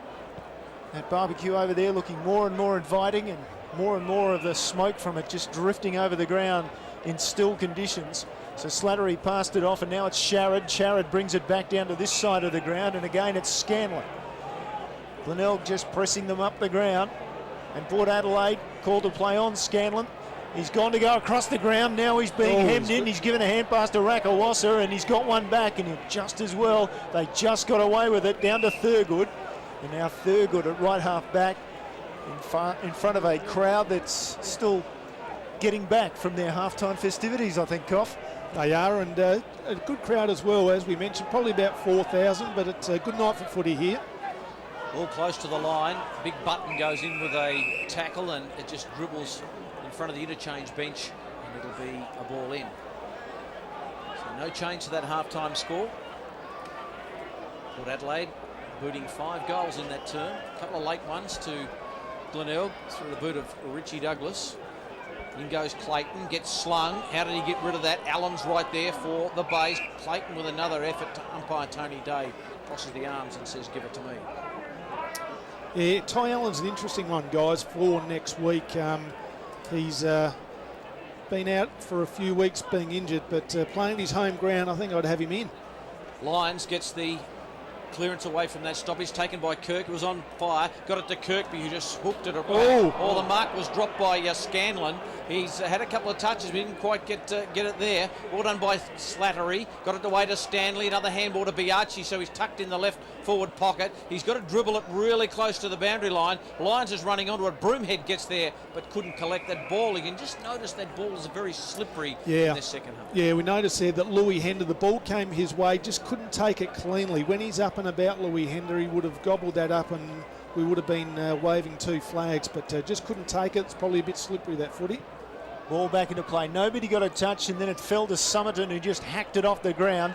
Button in the middle of the ground, almost marked it, then took it down. The hand pass off. Tenace took it, and then off to the left foot of Logan. And Logan breaks to this side of the ground. Douglas with 2 touches and a push. He's going to get it. And he got the push from Slattery, and as a result, Richie Douglas will take the ball. He's about 70 out. I don't think he's that far, is he? Well, not by the way he's going back, but hang on, we've got to check and just see. We can't see the line. Let me get the glasses out and check where the arc comes around. No, he's out. Well, he's might be just on 50. Slattery standing on the mark. So right now, Douglas is about 70 from goal and closing. He'll kick it. Well, there's a confident call from Grant Coffey, who kicked so many goals in the SANFL himself. And he also kicked a lot out in the full from about 50 metres, as Richie Douglas just did then. Still, the margin is 4 points in favour of the Maggies. Well, he kicked it. He did kick it. Oh, it was right there. There's just a kick it straight. A 25-metre penalty against Kirk, or is it a 50? It's a biggie. And no, 25. It just pulled him back to 25. No, it was out on the full in the forward pocket, so it must have been 50. It must have been. Oh, okay.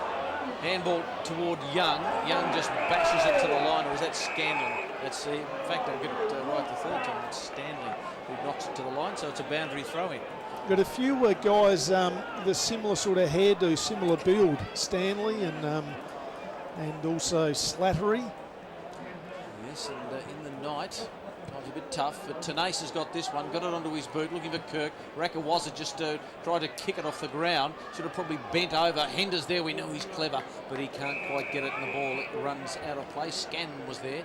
Rakawazza goes back and pats Lewis Hender on the head and said, well, you didn't get that one. And Rakawazza has actually fought back really well here, because Kirk got the jump on him early, but he shut him out of the game in the last half hour or so. Kirk from behind reached over the top of Mickeljohn and got the tap. Lyons got a quick handball back. It ends up with Logan. Logan's about to get swamped. Agnew's kick smothered. Logan ducked the head but picked it up. Tenacious got it on his boot. He sets it up high. Kirk couldn't take the mark. Ball punched away. All done by Kulikowski, whose little chipping ball is okay to Rose. So they might be out the back door here, Port Adelaide. They kick long. It's a 2-on-2 to a packed situation. Lovely mark has been taken by Wilson. Called to play on. Might have been touched off the boot. Wilson goes long to the pocket. Thurgood's forced to go the double fister and knocks it out of play. Right forward pocket. Port Adelaide in attack. 6-5-41 the base. Trail Port 7-3-45. Yeah, Callum Wilson there, very unlucky. I'm not sure where the ball might have been touched, but he put himself in the front spot. It was a pack of about 3 or 4 players, pulled it in, was able to get the handball off anyway. Port Adelaide inside forward 50. And if you know the Bay Oval, then you know Snouts, Louts, and where they hang out. That's about where the ball is, right in front of them now, over the boundary line again. There's a good crowd there as well, and I saw they had plenty of cans there tonight for the boys to have just a couple of Cokes. Soft drink, I don't think. Ball back into play. Button and Mickeljohn, who flipped it over the back. Broomhead took it nicely, accelerated away. His left foot slides through for a goal. Look at that.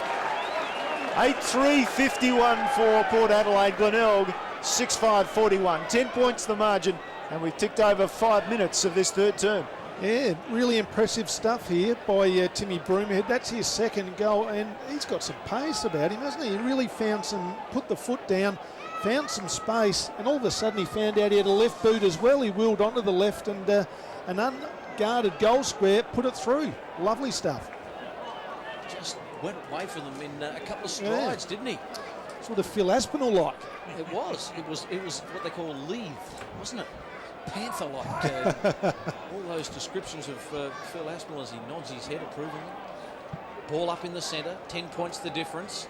Button comes over the top of Koshel, but taken by Kilikowski. He's really emerging as a midfielder. Bouncing ball, Curran missed it. Snagged by Clayton. Handball missed Kilikowski, who kept on running. Handball was almost chopped off by Biachi. Off the ground goes Tenace to the outer side. Into a bit of space. Koshel's got a couple to beat. Well done by McFarlane. When one foul swoop got it away to Holmes. Holmes' target is Kirk, and he backs back, and that's a gutsy mark. Well, he likes this end of the ground, Daniel Kirk. He booted a couple, 2-2 in fact in the first quarter, and didn't have much of the footy in the second, but he's aiming at goal number 3 and to get that quick reply. Yeah, really good work there by the Tigers coming forward. I was just watching behind the play as well. Kilikowski was bowling a few over as he was going through on the chase, and he was knocked over by Kane Tenace as well, so a bit going on off the ball, and maybe that's what this game needs, just to fire it up a bit. But Daniel Kirk, from about 45 metres out directly in front, he should kick this, the big fella. He'll get the distance, no doubt about that. And he'll boot it from about 40 metres out. He's got a bit of... he's got a bit of sideways action. Yeah, a bit of right to right, hasn't he? Just pushed it away, and an opportunity goes begging. It's 9 points, the margin now, 6-6-42. The Bays trail Port 8-3-51. Is it going out of play, or is it just a marked turnover there? But the Tigers have got it about 45 metres out from their goal. A bit dark over there, Neil, isn't it? And it was actually just out of bounds. So as a result, the free kick to be taken by the Bays might be Curran over there, who's lining up for the ball. And he goes to the top of the square, I think by accident more than good management, then sock it off the ground. It comes to the Port Adelaide over there, and Scanlon clears it to the far side of the ground. Eventually, all that untidy work is tidied up by the boundary umpire, who says, I'll have it to throw it in. It's about 7 minutes gone in the third quarter. Glenelg 6-6-42, Port Adelaide 8-3-51, a 9-point margin to the Port Adelaide Footy Club. So ball in, Koshel just brings it down to the front. Well done by McFarlane through the pack. His handball released. Eventually it came to Lyons. Lyons releases Tenace. The look away goes to Holmes. Didn't have a left foot. As a result, it's smothered. It goes back 20 metres to Agnew. Young follows up, but he couldn't contain Agnew. The hand pass off to McGinty. Inside 50 with the kick. Then came Milne. Milne hand passed it off to Bradley. Bradley goes long and strong and for a goal. Well, it never looked like it. And then on maybe a little bit of a turn of the football, or possibly there is a bit of breeze out there, and it came around and it was a goal for the Bays. So Glenelg moved just a little bit closer. 8-3-51 Port Adelaide, and Glenelg along to 7-6-48. 3 points the margin, and 9 minutes into the third term. And while all that was going on, I was keeping an eye on Tom Logan, because he got a heavy clash a couple of moments ago, sort of through the shoulder and the head region. He was down for quite some time. I thought he might have injured himself. He is up and about, which is really good news, and he's staying on the ground. Good player, Andrew Bradley. I think 46 clearances this year, so he's been a good clearance player. Port go forward from the bounce, taken by Curran. Curran's kick from half back, just out into wide open spaces. Kirkby can't collect it. Hot on his hammer was Beard, and we see another boundary throw in on the outer side, right on the wing. Now, we thought this game might have been within a couple of goals, and it's really lining up like that. It's a really close game, low scoring affair, a lot of pressure through the midfield, and whoever can maybe get a little mini jump might have the ascendancy in the last quarter. And we thought Port might have been well on their way to that, but they couldn't quite keep going on with it. Koshel from the boundary throw in. He's a big man, Koshel. He's got the big Rambo thing going on with a headband and all that sort of stuff. It throws his weight around. All 110 kilos. Yeah. That's sort of Rambo 3 style, I think. Yeah. Rambo anything, I think. And the exact opposite of that slides in for the ball now, and that's Thurgood's built like a stick pin, and he can't collect the footy. It's close to the boundary line. It'll be another ball up. So a lot of stoppages in this match. It's been tight. It's been tough. And no club has really been able to get too much ascendancies. We might just see another ball up. And as I look at my score sheet there, I think the biggest margin in the game is about 15 points, Neil, isn't it? Or 16 in the second term, and that was held by Port Adelaide. Margin now considerably less than that. It's a 3-point game in favour of Port Adelaide. The ball over the boundary line as the umpires consult. Tony Day and the boundary umpire agree. In the end, it's to be thrown back into play. left half forward for Port Adelaide. Knocked down by Koshel, followed in by McGinty. Rain comes out of there, releases the ball wide. Allen picks it up for Glenelg, breaks a tackle, eventually stands in a tackle, gives it outside to Denise. On the boundary line, he goes wide pretty effectively to Douglas. Douglas with the mark, shocking kick, inboard, he turns it over directly to Summerton. Hand pass wide for Young. Young's kick partly smothered. That forces Grove to come and try and meet it. The ball taken away from him by Shaw. Shaw on his right side elects the hand pass. He goes to Douglas down the outer side for Glenelg. And down to half forward, brilliantly taken in front of the eyes by Kirkby. It was a good kick, but it took some taking on a night when it's pretty dewy out there. So Glenelg through Kirkby, go inboard towards Tenace. On the centre square, on the outer side, he takes the mark, considered his options, and he decided to go back to go forward. He's gone back to Mules. He took a chest mark, comes to this side, and the mark taken by Logan. Running off the interchange bench is Davenport. That's the easiest way in football to get a kick off, isn't it? Now he's got to burn a couple off here, Davenport. He does. He goes long. Backing back is Koshel. Up they fly. Koshel couldn't take the mark. Surely a free kick to Corey Beard. Help without it. Off He's the done ground. a Louis Hender. Opportunist. And he loves it. He's got the strut going on too, hasn't he, Koff? He loves kicking a goal, that young man. He has got a little bit of a strut happening. And Glenelg, I think they've arrested the lead back. 8-6-54. Port Adelaide 8-3-51. Lewis Hender off the ground, left footer. Brilliant goal. Yeah, fantastic goal from young Louis Hender. Just needs to get himself back into the game, Grant, and I reckon he's only got about 96 goals to go from you predicting he'll kick a ton this year. I don't know if I said a ton, but I thought maybe the leading goal kicker, but that was all class there. Like, you don't go down to the shop and buy that. He just knew what to do. He was in a very tight situation. He knew if he picked it up, he would have been tackled, so he just went off the ground. It's gone between about 7 or 8 players, through legs and everything, gone through for a miraculous goal. So meanwhile, the ball has advanced back to the centre. And they go at it again, and the Bays from the tap down just take possession through Lions. Immediately wrapped up. We'll get another ball up. Just notice as Davenport went forward before, 2 players tried to tackle him from Port Adelaide. Young and Gray, there was a head clash, but they stayed on. They were slow to get up though. Gray involved in the passage now as he tackles Ty Allen to the ground.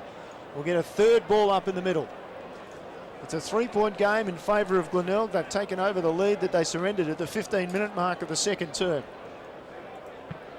Ball into the turf. McGinty reaches around, taps it down. Meiklejohn takes it. It's called play on. He was taken high. It comes off to Gray, down to half forward. He goes with a kick looking for Wilson, who's been on song tonight. The former West Coast Eagle, marking about 55 metres out from goal, in front of the aforementioned Snouts Louts, who no doubt will give him some advice as they hang over the fence. And Wilson goes back over the boundary line to have a shot at goal, which gives you an idea of how much of an angle he's on. But he's been in good kicking form tonight as he comes in. He arcs out, tries to bring the ball from right to left, and it stays middle of the behind. So the minor score and a 2-point game. It's 8-6 plays 8-4. Glenelg leads. And he's been 14 minutes, Koff. Yeah, I was going to say he has been busy tonight, Callum Wilson. Probably one of the better games he's played so far, especially with his marking tonight. It's been on song. Speaking of marking, ball down the middle of the ground, and Shaw takes a lovely mark, and then a beautifully weighted kick to the man Hender. He slipped over. He was on a full burst. He's smart enough to run around. Oh, a handball from Louis Hender. Away to Holmes. Holmes with a beautifully weighted kick finds his man in Davenport, running toward goal, and Jason Davenport from around 25 metres out, very slight angle, should kick another one for the Bays. Yes, good work there again by Louis Hender, that just kept his feet and got around his opponent in front of him, gave the handball off, and the kick was a beautiful one. And the Tigers got a chance to get a mini break here at the moment. Jason Davenport, we know him as a bit of a sharpshooter, and he's drawn this back. It's a goal. And Glenelg get another one on the board, and they go away now to an 8-point lead. Davenport's first, so Glenelg 9-6-60, Port Adelaide 8-4-52. Very good work by Hender. Yeah, great work, and Kirk coming off the ground, got a heavy knock, and good to see he is okay. But interesting to note how many goals, Phil, have been scored at the northern end of the ground. You probably don't have that stat there, but most of the goals have been scored at the northern end of the ground. Port Adelaide kicking that way in the last quarter. Yeah, it's certainly been the predominant scoring end. And you mentioned earlier in the call tonight, Michael, Jason Davenport got the interesting haircut, the top knot, as it's known. Well, he had the... I'll talk about it in a minute. Allen almost gets away from the middle, hand pass out towards, that was Holmes who kicked it forward and getting the mark there, Beard. He was first to react for Port Adelaide. He's only 30 out from goal. Beard comes to this side of the ground, couple of flyers. One of them was Bradley, brought it down to the front. Now Clayton is wrapped up and the rolling scrum will come to a halt as umpire Tony Day says, give it to me. It's between centre wing and half forward for the Bays. On this, the grandstand side of the Glenelg Oval. Lyons just taps it forward, and he does pretty well to Tommy Holmes, who takes a bounce. That was daring. Comes around on his right foot. He's got it on line, but he just won't have the distance. And again, Corey Beard able to take the defensive mark for Port Adelaide, barely 5 metres out from the goal face. Good saving mark. Corey Beard just working his way into this game. It's a real wobbler looking for Mickeljohn. Button did well to knock it away. Opportunity there for Sharrod. Short kick goes to Mickeljohn. Then working his way through traffic was Jeremy Clayton. Got it to Biachi. Biachi's kick is a real shocker. It's just a wobbly old ball. Well done by Shaw. Just took the bit by the teeth. Got it to a teammate in Davenport, then away to Logan. And then back to Curran and away to Agnew. And Agnew kicks inside 50 or close to it and finds his man on the lead. Rory Kirkby. He's off too far out from goal, but I'll spear this pass in. And the man to take the mark is Trembath. And he'll go back and look at a shot from around 40 metres out on a pretty acute angle. Yeah, and that's a really good duel, that one, as Rory Kirkby up against Corey Beard. And Trembath had a quiet night, only 3 touches so far, and hasn't kicked a goal to date. Kicked, I think, 3 from memory last week. Been a pretty important player for the Tigers this year. He's not a bad shot for goal, this bloke. I wouldn't put it past him to kick this. Oh, you're right on the money there. No? Got a good piece of it, yep. Got plenty of it. It's a goal. Another one to Glenelg. They move their score along to 10 goals, 66. Port Adelaide, 8-4-52. And as you said, boys, that scoring end is down there to the city, so it's amazing. 13 goals to that end of the ground. 13. Quite amazing. And the Tigers, all of a sudden, just getting that mini break that we're talking about. I'll tell you what, Port Adelaide wouldn't want Glenelg to kick the next goal because it's in a low-scoring game. All of a sudden, it starts to get away from you. It's at 19 minutes now into the third term. And a handy little break, as we suggested. 10 goals 6 to 8 goals 4. 14 points in favour of the Bays. They've hit back well in this third quarter after they trailed at half-time. In the middle, McGinty can't get control of it. He's taken to ground. The umpire will call for a secondary baller. I think every player there stood up and knew straight away before the umpire blew the whistle that was what was going to happen. So now that crowd around, there's 6 or 7 pairs of players, so about 14 or 15 players around the ball. It's taken by Jeremy Clayton. He ducks his head into the tackle of Button. And then it comes away eventually to Button from Davenport by hand, and then back he goes to Logan, then over the top to Davenport, who's running, and he goes deep and he looks for Kirkby, who pushes off. What does the umpire think? He thinks that's a mark. Kirkby did well. He got a little nudge into the back of his opponent, Beard, and then leant back and with firm hands took a strong mark. Yeah, Corey Beard really needed to go hard back there. He needed to push back on Kirkby, but Kirkby just used his experience, held him out at the last minute, just pushed him under the footy, but he'll have a shot on goal from about 40 metres out. Maybe not even that, but certainly a goal. He delivers, does Rory Kirkby. Glenelg 11-6-72. Port Adelaide 8-4-52. 20 points now the margin, and that is a game high. Yes, and is Rory Kirkby just playing himself into a state jumper here. He's just starting to get a bit of the footy. That's his second goal of the game, and he's got a great set of hands and very dangerous close to goal. Phil, you've got some stats there. Yeah, Kirkby's had 7 disposals, made that 8 now with that kick on goal, 6 marks and obviously 2 goals now. So as he mentioned to us on the show last night, looking to play a good game in front of the selectors. But 39 goals last year to be Glenelg's leading goal kicker. Did Rory Kirkby back in the centre. Free kick over the shoulder. Might go to Bradley here, or is it going for dropping the ball? Goes to Summerton. Summerton of Port Adelaide just kicks it out wide to a one-on-one. Kilikowski against a free kick against Davenport, goes to Kilikowski. He kicks inside 50. He's hoping for a mark. Well done by Rudolph. Got the knock away toward the line, and it was effective too, as Wilson couldn't quite get there right in front of the scoreboard, and it'll be a ball in. Good night for footy, and a good crowd over there under the scoreboard as well. It's a bit dark in that corner, but a good crowd over there. All right, if he brought a bird to the football, it'd be fantastic. Wouldn't have taken by Button, knocked it down. Ball kicked around the corner, and Rudolph couldn't take the mark. No free kick for in the back. Allen's got to get a handball away. Heard the voice of Logan, then got it back to Rudolph. All done by Glenelg under pressure. Hender at his bootlaces had to go. He's got 1 on 3 there at the moment. Louis Hender coming in is Tenace and Bradley. Bradley gets the handball back to Tenace. Tenace gets another handball back to Shaw. Shaw's little worm burner to his twin in Curran. Curran's got it in the centre of the Bay Oval. It's a scrubby kick. He can't get it to anyone. Running in is Biachi. Biachi fumbled, and then the handball over the top was well done to Dolling. Dolling's kick was smothered. That was Rakawaza who did that back there. And then Scanlon got it to Slattery, and Slattery on the left boot just kicks it high to the wing. And going back there, Davenport just shepherds the ball because he knew it was going to bounce over the line on the full. It did. He gets the free kick. Down to half forward he goes, looking for Milne. Ball punched away from him. Comes to Rakawasa at the back. He gets around one and then carefully tries to engineer a kick. He does pretty well to Kilikowski.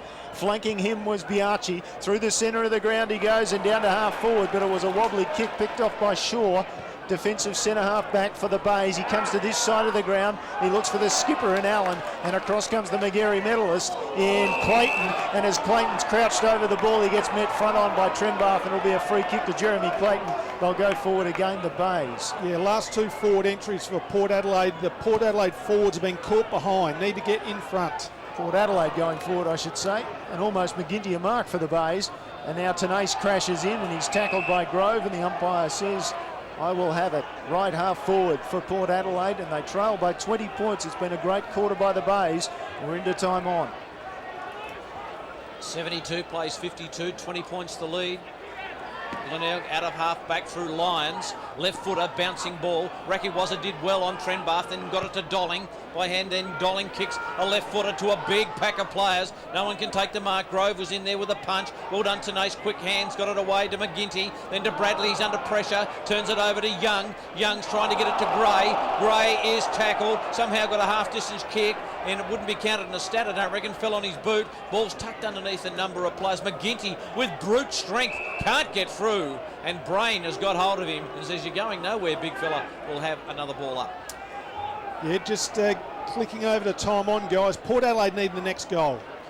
Tenace under no pressure, got it away to Lyons, and Lyons' little dinky little kick is risky. Milne's got to get away. Then the handball, did he turn it over? Then the kick came from Holmes. Holmes goes to the wing. No mark taken by, I think that might have been Tenace, was it? Or was it to Trembath? It was. And the ball is in dispute underneath a couple. Kilikowski tries to get the handball over and did pretty well in the end.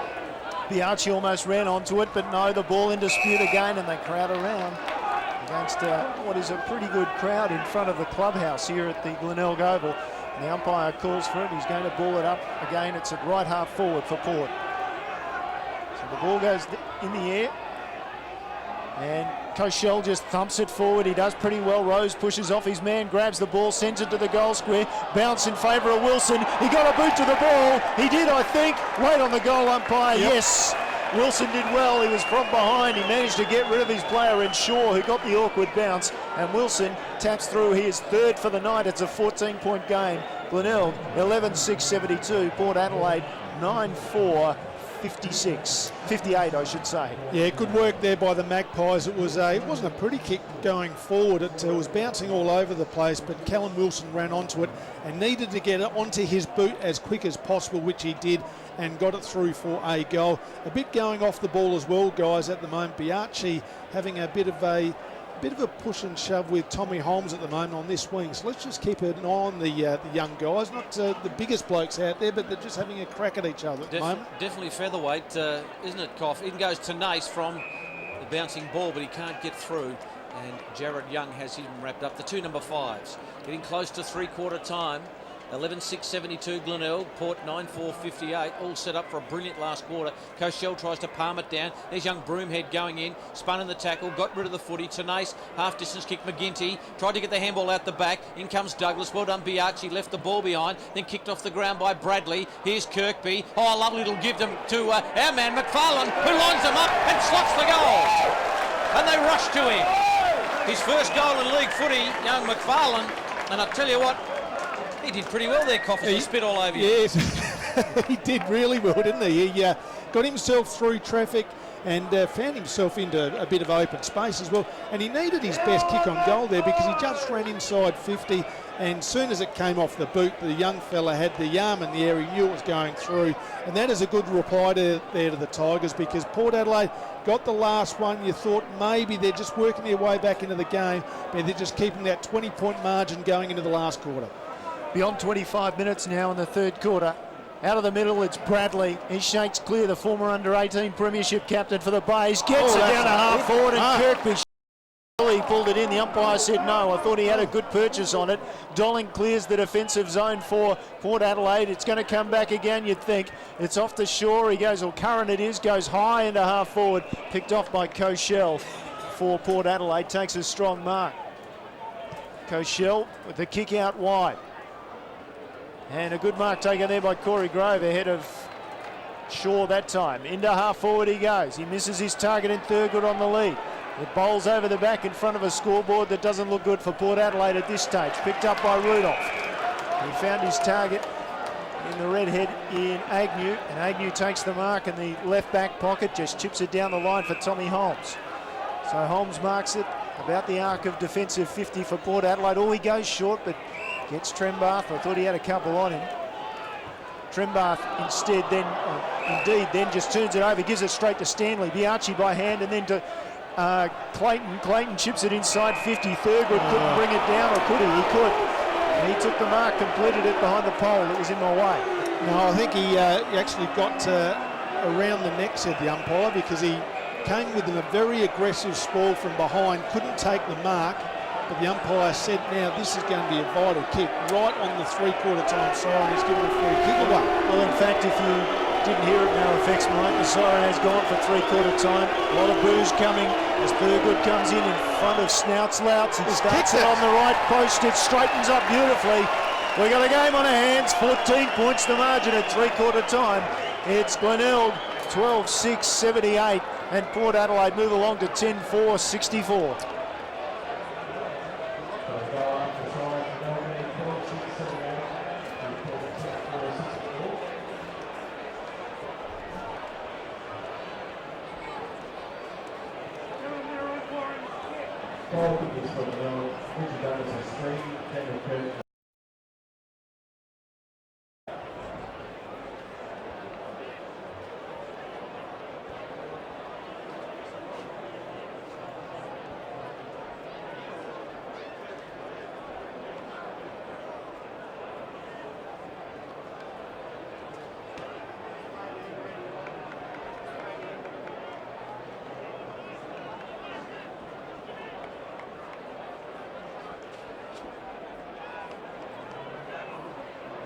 And maybe 2 and 6, as you said. And then just an interesting one too, guys, when we're having a look at the draw later on in the year. Rounds 15 and 16, Glenelg have 2 byes in a row. Very strange scheduling, that is. Can't work that out. Another one, I heard Sturt say that they were going to be playing 3 times against Centrals in the matter of 10 weeks as well. Oh, they'd be wrapped with that. Let's have a look at this last quarter as we get underway. 14-point lead to Glenelg. Can they continue on and win this match? In goes Davenport, gets tackled, and it'll be another ball up. We see so much of that in all games of football. We just can't get that ball out of there. I listened to Sam Newman the other night, and he said, look, what you should do is bounce the ball, not allow any player in the centre square for at least 7 or 8 seconds, and away you go. You'd get the ball cleared out of there, no question at all. I've got to say, he's got a little bit of merit. I don't know how you police it. There's Broomhead, can't get the kick away. In goes Sherrod, thought he might have been pushed. Lyons did well, got it to Tenace. Tenace is up and under kick. He's going to bounce, and it's going to bounce the wrong way for all players and go out of bounds with Glenelg slightly in attack and it'll be a ball in. Phil. Guys, just a quick AFL score update from the MCG. It's three-quarter time, and it's Collingwood 10-11-71, leading Geelong 7-12-54. Magpies. Ball in. Davenport held by Summit. No free kick. Tried to get the kick away. Kilikowski did pretty well and then gets barreled over the line by Davenport, and it will be another ball in. So no change to that three-quarter time score. Glenelg 12-6-78. Port Adelaide 10-4-64. And just when we get another stoppage, Phil, might just have a look at the major possession winners to three-quarter time. Here's Lyons clearing it away from that throw in. Down to half forward it goes. Pack of three waiting at the front. Hinder, it slipped over the back and out of bounds. Now, we think we might have underestimated the crowd at three-quarter time, guys. We're thinking maybe 5,000+. There's a lot of people here this side of the members' side of the ground. I think it's just you, right? I was going to say, yeah. Come on, mate, you didn't say anything over Glad there. you said that, Phil. Yeah. I said 5 to 6. Now the ball thrown back in as we toss it around as well. No player able to get it. Finally, Dolling dives in and rewarded with a free kick as they fall in his back. Dolling's off. There's an indication of desperation for Port Adelaide. They trail by 14 points. Slips it out for Biaggi. Marks it near centre wing. Biaggi plays on outside and he goes long and deep. And Corey yes. Oh no, it's Wilson. Wilson takes a two-grabber. And we know from his kicks previously in this match that he's every chance from this sort of distance. And of course, kicking to that end of the ground where there's been 15 goals scored, as opposed to 7 at the other end of the ground. Do the clubs have to make sure that these grounds are painted with all the markings, all that sort of stuff, the 50 arc? And I would have thought so. I think that's part of the rules. This hasn't been done for about 3 weeks by the look of it. No. Not up to scratch. It has been painted, but with maybe chalk. So it's gone away very quickly as Wilson comes in. He's happy. A beautiful long kick, just narrow in the end, the minus score. So we've got a 13-point game. It's Glenelg 12-6, Port Adelaide 10-5, I should say. And we've gone barely a minute in this last quarter. And good to know, Michael, I don't think the time clock is moving. No, it's and an old tactic. Bit difficult to judge it from where we are too. But Bays clear it out to half-back. Kirk can't take the mark. Lyons, a slick little handball to Tanase, who was dispossessed. In they go again. Good handball out there looking for Kilikowski. Might have been the player there in Sharrod who got it to him. Well done by Allen. Picked it up for Glenelg. They're taken by Hender. Hender slipped to McFarlane. Over the top. They're out at the back now. Holmes. He kicks long inside 50. Douglas is there strong. Oh, yes. He just stuck his posterior out and then arched his body forward, took the mark out in front of his face, and that had class written all over it. And could it be a match-winning move by the coach, Chris Massey? They've pushed him forward. He has kicked 3 goals, but those goals have been as a midfielder. Now looks like he's operating out of the goal square, and the way he's been going tonight, we should just wave both flags now. He's booted 3 so far. Richard Douglas hasn't looked like missing really from snap and set shot. Here he is from about 30 metres out directly in front, kept it low, got a bit of hook on it, but I think he might have snuck it home for a goal. He's got 4. Yeah, good work there by the Tigers. It's the first time they went inside 50 on that occasion. That's his 4th goal of the game, and a nice little break, and you've got the stats there, Phil. Yeah, for the Tigers, Tom Logan leads the way with 20 disposals, Lyons and Tanase with 18. That was Douglas's 17th disposal to go with 5 marks in his 4-goal effort. Davenport with 17, Agnew with 14. While for Port Adelaide, the impressive Daniel Kulikowski leads the way with 18 touches, Jeremy Clayton with 15, Mark Dolling, Sam Gray and Luke Slattery with 15 also. Then Biaggi with 12 and Wilson with 11. 19-point game. Bays have control of this match just right now, but stay with us because you never know. This match has ebbed and flowed quite a bit. They take it away eventually from the middle through Davenport down to half forward. Surely Kirk was taken high. Now he's slung to ground. It's play on, called the umpire. Kilikowski keeps the ball in front of him, hacks it forward once, then again. Sliding in was Button, the ruckman. Now Button's caught and Young's over the top of him, and the umpire says, surrender it to me. It's at left half forward for the Bays. No, for Port Adelaide, I should say. So the ball thrown in the air. Again, the ruckman go at it, and again, Meiklejohn just swats it forward as best he can. Running onto it was Young. Young from 40 metres lines it up and kicks a goal. Lovely finish from Jared Young. And he brings that margin back to 13 points again. It's Glenelg 13-6. Port Adelaide move along to 11 goals, 5. And we've gone through 3.5 minutes in this last term. Yeah, we've got a game of footy on here, guys. There's a bit of push and shove up both ends of the ground at the moment. Kirk's throwing his weight around down in the forward half for the Tigers. But that was really great work there by Jared Young. He was looking to give the ball off to a runner, but in the end had no one there coming at him, so decided to go his own way, kicked his first goal of the game.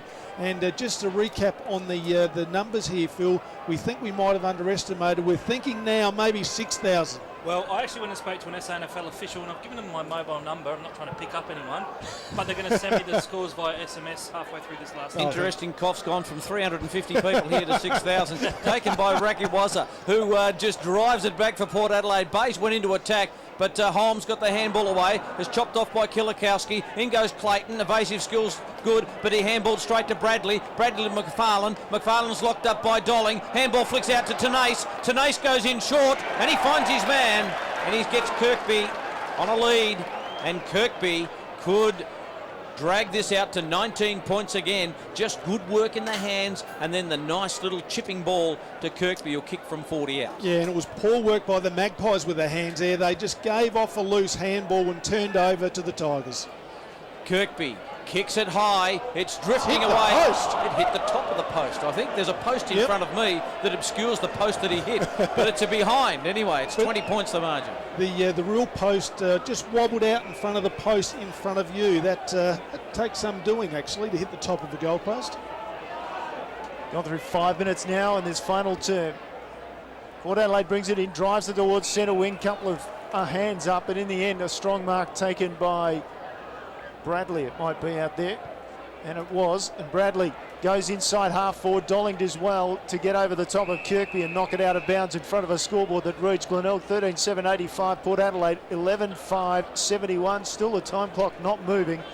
I'm glad I put the stopwatch on. I might have started a minute late, but at least we've got some idea. Ticking towards 6 minutes in this last quarter. Ball thrown in. It's still at half forward, locked in by Glenelg. Well done by Lyons, picked it up. Handball was ineffective though. Port Adelaide just rush it away from their defensive area, but they'll come back in it straight away, the Bays, only to be tackled. Summerton released the ball quickly. 5, 6, 7, 8, count them, 9, 10, 11, 12 players around the ball now. We'll get another ball up. Phil. Just quickly, guys, the champion data tell me we've gone 7.5 minutes, so we can make that allowance on our time clock. All right, we'll just add 2 to what Neil's little stopwatch there. That'll be all right. That might just get a bit tough when things get tight. The brain sensors seize up a bit. And talking about seizing up, Adam Koscielny hasn't seized up yet. The big Rambo's about to go for the knockout. It's still in the Port Adelaide's defence, and he did so well to knock it into the path of Biaggi, but that was brilliant work by Bradley. Got the handball away, short kick comes out, almost a bit of evasive work. That was well done by McFarlane. He kicked it up and down on the one spot basically. In comes Port Adelaide through Rakiwaza. Over the top is Holmes of Glenelg. No one can emerge. Davenport tried to burst his way through but couldn't get through. And this is going to be tough right to the line stuff, Koff. It is, and I'm really impressed with Aziri Rakiwaza. He's really fought back well. Daniel Kirk kicked the first 2 goals of the game and really hasn't had a touch for the last 2 quarters. Ball still in dispute. We might just get another ball up here, and we will. Well, the game looked like it was going to open up with a goal early to Douglas and then the answering goal to Young, and it's 14 points the difference through the Rory Kirkby poster. Mr. Golden opportunity there. Well done by McFarlane. Got it back to Kirk by hand. Here's Big Daniel. He just kicks it to the man standing right next to him. Well done by Brain. Now Brain gets to kick away wide, and a man sitting underneath it doing a good job was Shaw. And at half back, Sam Shaw's got a man in the middle. And he delivers the kick and does it so beautifully. Got it away to Curran. Then away it goes to Hogan. And he is swamped and caught. Dropped the footy, did Tom. And the free kick goes to Thurgood. Thurgood kicks it out wide. He's got a man in space. That man was Summerton. He takes the mark inside half forward. Beautiful kick to Wilson on the lead up. He takes a chest mark, maybe 50 from goal. Very confident though with his kick. Yes. He goes back and has a look straight away. Ticked over 9 minutes in this last term now, we think. That's what happens when you have a turnover in the middle of the ground, that you've got everyone caught out of position, and Port Adelaide just had some numbers running forward there. And Wilson, he's a long way out, but I reckon he might slot this, the big fella. So I said certainly confident as he comes in, kicks it long, snaps it on the middle. It stays on the middle. A goal for Port Adelaide. They move along to 12-5-77. Glenelg 13-7-85. Just the 8 points the difference, and 4 goals tonight for Wilson. Now, I don't want to over-exaggerate, Neil, but he's kicked that 60 metres. That is a long, long kick of the football there. That is a great goal by Wilson. He's had a really good game tonight. 4 goals, he's kicked 2 in the second, 1 in the third and 1 in the fourth. And I think you might have the attendance numbers there. I reckon there might even, I think you blokes have underestimated. I reckon there's 6,500 people here. We've all underestimated it. Your final figure for 6.5. Quick before the bounce, Phil. Your final figure. 4,766. Damn. Very close to 5. I know Eric Freeman was an absolute superstar on crowds when he was working with the ABC. Back in the middle, and a secondary ball up again. Been a good crowd. They've made plenty of noise, and they've seen a good game. They've seen a great game. 8 points the margin now in favour of Glenelg. So Port Adelaide come back with that brilliant 4th goal of Callum Wilson. He's really repaying the faith at the moment. Out of the centre, Brain. Just kick was smothered away. Well done by Logan. Got it away to Davenport. Davenport's right footer. It's out wide. Port Adelaide in the van here in Beard. That might be 25 against Kirkby. And I think the umpire's duty bound to bring him back. Is he? No. No. I've seen them pay 25 metres for things that are nowhere near that. But Corey Beard from half back goes grandstand side wing right in front of the broadcast box here. McGinty goes, knocks it away from Koshel. Well done by Clayton. Little quick handball out. Here's an opportunity for Hender. Hender can't get a handle on it. Well done by Port Adelaide. Lost it. There was Brain. Picked up by Tenace. The high kick. Up they fly. Lions went a bit early. Trembath. He pounces on it. He's got to kick it with his left boot. He rolls it toward goal. Running through is Douglas. It might go through for a goal. Oh, well done. It was touched right on the line. I think Corey Beard with the longest arms in football. Yeah, great stuff there by Corey Beard. Could have gave up on it. Looked like it was going through, but he just worked hard there just to get to the line. And that's going to be a free kick against Port Adelaide. Pretty tough. From the kick in. And now 25 metres on top of it. So Kirkby received the free kick, probably about 60 metres out from goal, and now will advance to within 25 to 30 metres out from goal with the recipient of the 25-metre penalty and line up for goal. Yeah, against Sam Gray there, obviously mouthing off at the umpire. So it's a 9-point game, and Kirkby can take it out to 15. And he's done it. Lovely finish from Kirkby. I don't know that Tony Bamford will be happy with Sam Gray's efforts there, and as a result, as we said, a 15-point game again, and just a little bit of breathing space for the Tigers. Yeah, it'll be interesting. He should be straight off the ground there. That's undisciplined. Looks like he's coming off the ground, which is good stuff there. But in a close game like this, you can't afford to be giving a 20, well, first of all, giving a free kick away 60 or 55 to 60 metres out from goal, then giving a 25-metre penalty to put them within range, and that really hurts you at this time of the game. 3rd goal to Rory Kirkby. So back in the middle, 15 points the margin. 14-8-92, Glenelg 12-5-77. Port, Glenelg go into attack again. Well done by Slattery. Just grand defending, just kicked it high. Logan's in front. Or running with a flight was Clayton. Well done by Tenace. Got it away to Holmes. Holmes on the left boot. Kicks it deep into attack. Beard had it punched away by Kirkby. Thought it might have been a free kick. Nothing paid. Kirkby on hands and knees. Just flicked it out the back. Trembath was there. He's desperate to get it to a teammate. It ends up with Curran. Curran got it back to Logan. Logan a virtual standing start. Into the pocket. It drifts away out of bounds on the full. So Glenelg are pushing forward really hard here at the moment. Stanley will take the free kick. We've gone 13 minutes in the final term. It's a 15-point lead to the Bays. Yeah, important 5 minutes of footy here. Obviously, the Magpies need the next goal, but at the moment, Glenelg doing all the attacking. 2 goals apiece in this last quarter as Port Adelaide clears it outside the defensive 50. Now they crowd in. We'll get a ball up. It's the far side of the Glenelg Oval, just down from the scoreboard, which, as Michael said, 14-8, plays 12-5, 15 points in favour of the Bays. Been tight and tough for most of the night. Game high, I think, might have been 20 points as Glenelg go forward again, and in their left forward pocket, the ball runs out of bounds. Once again there, Neil, Corey Beard just playing in front of Rory Kirkby. That's been probably the jewel of the night, that one. Just checking all my figures again. 20 points, yep. game high margin in this match. It's 15 at the moment. Bays get it over the back. Lyons, he just rolls it towards goal and it hits the post. And running through there was Tommy Holmes, who was about a metre from getting a toe to the ball. 14 minutes last quarter, 16 points the margin in favour of the Bays.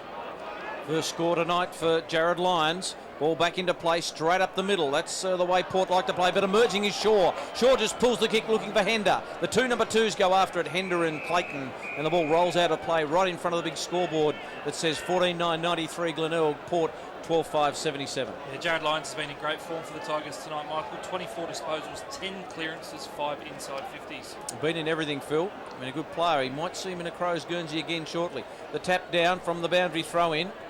That might have come off the boot of a Port Adelaide player. Or did it? No, it didn't. And it will be another boundary throw in, just tucked away in that forward pocket where the scoreboard is down that end. And Michael, the Tigers have been really stiff in the last quarter. They've had 2 posters for the last quarter, so that's enabled Port Adelaide to stay in this game. Well, Port really need to get something and switch it on the break. Here's Hender. He's mercurial. He's had a shot for goal, and he won't do anything with this. It's out of bounds on the full, and Dolling will be the man to take the free kick. Or did he run out of play and it'll be a boundary throw in where he kicked it from? I think that might be the case. I think he just ran out of play, did Louis Hender. It'll be a boundary throw. The boundary umpire has to go in 10 metres or so into the field of play to fetch the ball, and finally back in front of the scoreboard. He sets himself up and throws it back into play. Meiklejohn from behind had the better of the ball, knocked it down pretty well. Summit had cleared the area, but straight away it's going to come back again as Curran takes the mark. Swings around on the right foot, boots it 20 out from the goal square. It comes to the front. It's brilliantly roved by Douglas. It's smothered brilliantly by Rakawasa. It rebounds away to Lyons. He tries to break a tackle, slips it away to Davenport. He straightens up, and he just left the ball a bit narrow in the end with his kick. He straightened too far, believe it or not. 16 minutes gone, and now we've got a 17-point game in favour of the Bays. They're doing all the attacking at the moment, the Tigers, but they can't deliver the finishing blow here on the Magpies. So the Magpies, there's plenty of time left in this game. They're getting caught up down in that pocket and they can't get it out of there. They need some quick release. They need to switch the play. Biaggi's got it and he'll kick it long to the wing. Thurgood, and he's outmarked by Mules. Mules got in front. Brilliant mark by Mules. Oh. Then chips it in to Tenace. It's okay. And then they've got a man on the release on this side of the ground in Lyons. He's gone for the white boots. Gets the handball away to Rudolph, who's cruising down from fullback. He kicks inside 50. Up they fly. No mark taken by Milne. Ground ball to be won. Hender's in there. Umpire says, give it to me. It's around 25 metres away from the Bays goal, and they lead at the 17-minute mark by 17 points. Young Fleecy McFarlane on for the Tigers, Michael. We'll see a bit of action when Fleecy gets on. You'd need a bit of Fleecy on if it gets any colder. Meiklejohn knocks it down, and then Sharrod got the handball away. Well done. So they come out of half back. The kick is marked by Agnew. No drop what he should have taken. Wilson gets a damaging handball away to Young. Young kicks it long. Now here's an opportunity for Corey Beard, who's gone forward. No, it's a Thurgood. Thurgood can't take the mark. Rose, handball over the top. Thurgood knocked off his kick brilliantly by Bradley. Koff reckons it's a free kick. Bradley's gone down with a cramp. Thurgood's kicked a point, and it's 16 points the difference. And we've gone, let me have a look, 18 minutes in the final term. It is Glenelg 14-10-94, Port 12-6-7-8. You thought it was a free kick. Yeah, well, Josh Thurgood should have done a bit better than that anyway in the marking contest. He had to sit on his opponent. All he had to do was sort of nudge him under the ball. Couldn't do it, and now the Tigers are away on the centre wing out of side. At the front, McFarlane, after it was knocked away from Trembath off his left foot inside forward 50, just bounces out of play again near the scoreboard. Again near a clock that's not working, if anybody from the Bay happens to be listening. And if you're going to fix it, you might as well just go the whole hog and get a digital one, because I think you're the only ground without one. They've got to pay for the lights. Well, we know they've saved on their groundwork with the marking of the lines for the lights. Now, the umpire didn't notice what that was for. He spotted a free kick. I think it might have been in consultation. It looks like Trembath, is it? Trembath, but he's outside the boundary line. Umpire now setting an angle, so it must have been an off-the-ball free kick rather than out of bounds or anything like that. So Trembath from about 50 comes in. He sets it on the left post, and it just stays left of the post. So they're going away by ones at the moment, just by behinds. It's out to 18 points. No, 17. 17 points it is again. And I might get that wrong as well. I've got to check my scoreboard. I think you're right at 17, Neil. Right back, yeah. There's Sharrod. He's got the footy for Port Adelaide to the speedy Biachi, who had a man in Grove running forward, and then he just chips it over the top to Grove, so they're still on the wing on the outer side. Grove goes with a kick, which is poor. Kick. It was poor, and Mules chipped in. The target was Thurgood, but Mules got in front and outmarked him again. Handball over the top comes from Curran, as he got it from Mules and then gave it back to Mules, and Mules kicks to the wing, and that kick is not bad looking for Hender, but the ball flicks over the back. He couldn't take the mark. Well done by Port. John got it back to, I think it was Scanlon. Scanlon kicks a left footer, but that's poor as well. So if they're going to win this game, they need to find targets, and they need to hit them up inside 50. Logan took the mark. Away to Curran by hand, and then Curran slots a short kick and finds Davenport. He's still at half back, near the half back and wing, and kicks it long. Backing back into the pack was Trembath. The ball knocked to the front by the defender from Port Adelaide. And Beard it was, and now as it comes to the front, it's held in by Trembath, and he secures a ball up. So right half forward for the Bays. Decision making's been a problem for the Magpies in the last quarter, guys, especially their work when they go forward. They just can't spot up a target at the moment. Into time on in the last quarter. Job in front of Port Adelaide if they're to beat the Bays. Ball to ground out of the ruck contest. It was off the Lyons, and it came from Douglas in there, and then Lyons gets it down into the forward pocket now. So they're only 20 metres around from their goal face, Glenelg. You'd be frustrated if you're a Port Adelaide supporter this year, because they've showed so much promise but haven't been able to get the wins on the board, and geez, it makes it pretty hard for the second half of the year, guys, to actually make the five for the Magpies this year. Beat the reigning premiers first up, beat North Adelaide last week, 5 games, 5 losses in between. Ball thrown back into play from the forward pocket. Kulikowski released a hand pass out in front of Rose for Port Adelaide. Through the centre square he goes with a kick, in more in hope than anything, but it's swept up by Broomhead. Handball's wide for Biachi. Biachi on centre wing. He looks up forward. He just goes with a hit and hope. Long he goes, and McGinty goes back and takes a comfortable defensive mark for Glenelg. And they'll come away from their defensive area fairly easily, Glenelg. They haven't been challenged much in this last quarter. Rudolph bounces away. Port trail by 17 points. The kick by Rudolph just over the top of a couple of players. Milne on hands and knees, picked up by big Koshel. Koshel just pulled the kick nicely. That was okay. Good mark taken by Kulikowski. Kulikowski, brilliant smother Holmes. Could be a very important smother in the context of the game, because the kick gets away from Kulikowski. Someone takes a mark from Port, and all of a sudden it's back to 11 points. Yeah, it's a bit of a station sponsor Smithfield crash clanger, that one, but I am impressed with Daniel Kulikowski. I reckon he's a player of the future. Agnew from the stoppage got a left footer away to Kirk. Thought it was a high tackle on him, no free kick. Well done by Milne, cleaned it up. Back to Davenport. Davenport's got to give it back to Lyons. Lyons' kick is just a bit of a horror story, really. Beard got a handball away to Gray. Gray's on the wing now. He just looks out wide. That's a good kick, and leading up is that man in Wilson, who's booted 4 goals. He's not going to kick one here, but he wants Broomhead, and Broomhead has it knocked away from him close to the line. And he couldn't get the job done. It will be a boundary throw in. Josh Thurgood's got to get himself into the game, guys. He was a kick and a half from that ball. He is the go-to person at full forward at the moment, and he's nowhere near the footy. He needs to get involved in the game. Close one in the AFL, guys. It's Geelong trailing by 8 points, 18 minutes into the final term. Jeremy Clayton picks up a free kick from the umpire. Oh, but the Gary Medalist is still a fan of the umpires. And 25. Even more so as he gets 25. So Jeremy Clayton will kick this goal. And things become just a little bit more interesting as we cross 23 minutes in this final quarter. Yep, against Tommy Logan, that one, guys. So Tommy's still mouthing off at the umpire, but it's a 25-metre penalty and a goal. So all of a sudden, the Magpies, there's still plenty of time to go. You'd think, would there be 5 minutes, Neil? There might be.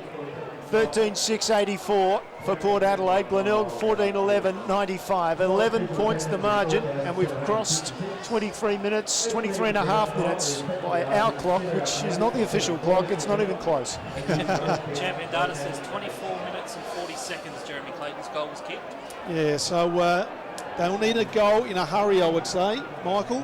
Yes, they will. 11 points. Their average losing margin's 26 points, Port Adelaide. So when they lose by an average of 26. They're not going to probably lose by 26 if they lose tonight, but it would be a big disappointment for Tony Tony Bamford. Koshel goes into the ruck and just thumps it forward. Chopped off by Agnew. Agnew for Glenelg. Dolling just knocks it away. Close to the line. Kirk is there with Rakawasa, who tries to get a backhander back to Stanley, but can't do so. It rolls out of play. Half forward. Bays in attack. Just out, probably outside their 50 or just inside their 50, but we couldn't tell because there's no white lines out there. And they need the fluorescent white lines down here. Boundary throw in. Koshel knocked it to the back of the pack and running onto it and having a long kick was Lyons. Ball doesn't quite get through for a goal and just drifting back was Slattery. Slattery's kick. Port need to get a wriggle on here. The kick is okay to Gray. Gray's really got to take on Kirkby and go. Here's a problem cough for Port Adelaide. 5 times in 7 matches they've conceded 100 points or more. That kick from Gray goes towards centre wing. Umpire spotted a free kick. It was off the ball and it will go to the Tigers. Off the ball somewhere behind play. Yeah. And so Rudolph will take the free kick, and a little bit of experience here from Sam Rudolph, just taking his time. We're about 26 minutes into this last quarter. Rudolph drives it up into the right forward pocket. Across comes Koshel. Hender, who's hardly been spotted, gets it on his right foot just for the minor score. And I tell you what, a little bit more dew on the grass and that might have gone through for a goal. It just bounced to the right for the minor score for Louis Hender. But you'd think they're home now with 12 points to margin. Something special's got to happen for Port Adelaide. Can Port create that? Young across to Gray. They're almost inside 50. Thurgood. There he is leading up and presenting for Yakov. Then the handball away to Summerton. Summerton to Gray, who's run about 200 metres to keep on going and take that mark. He needs to go back, either hit a target or kick the goal. His kick is smothered off the boot. Taken by Rudolph. Rudolph stands and delivers and goes to Kirkby. I think that might have been their last chance as Kirkby clears the area, looks for Kirk. Rakawasa did pretty well. As you said, Coffey's worked his way back into the game. Scanlon can't get it. It comes out the back from Hender to Allen, and Allen's kick finds Trembath, and Trembath is about 50 or 60 from goal. He's got an open goal square, he just holds onto the footy and waits. I reckon he'll carry the distance. It's a booming kick. He is a booming kick. I think this is enough, guys. I don't think the Magpies have had their last go at it, and he'll kick at least a behind here to put the game out of reach of the Magpies. Well, they held on last week for a close win, Port Adelaide, but they're going to go down swinging tonight. Here's Trembath. He's got a booming kick on him, all right. It's almost got there. It's a goal. That's the seal-up. The Bays are home. Trembath, just with an absolute booming second goal, puts the result beyond doubt. And Glenelg go to 15-12, 96. Port 13-6, 84. Or have they gone to 15-12, 102? They have 15-12, 102. I know that score didn't sound right. To Port Adelaide, 13-6, 84. And it's all over Red Rover. It is, and it's been a good game of footy, an impressive display tonight by the Tigers. They got off to a really good start in the first quarter, led by Richard Douglas, who's kicked 4 goals, really set them up through the midfield. Also Tommy Logan in there as well. And yeah, it's going to be a good result tonight for the Tigers, no doubt about that. 3 goals the margin in favour of the Tigers. Out of the middle, Koshel had it briefly, quickly hand pass to Dolling. Then his hand pass was partially smothered, went to Bradley, and then Agnew by hand, and then wide he goes for Logan for Glenelg. Logan taken low, umpire called play on. His handball went back to Agnew off his non-preferred left foot. He scrambles it down to half forward. Kirk between his legs picked it up, hand blasted off, ball inside 50. Wasn't a great kick. It was marked by Beard on the chest for Port Adelaide. Beard comes back through the corridor looking for Koshel. He marks it at centre half back for Port Adelaide, and there it is.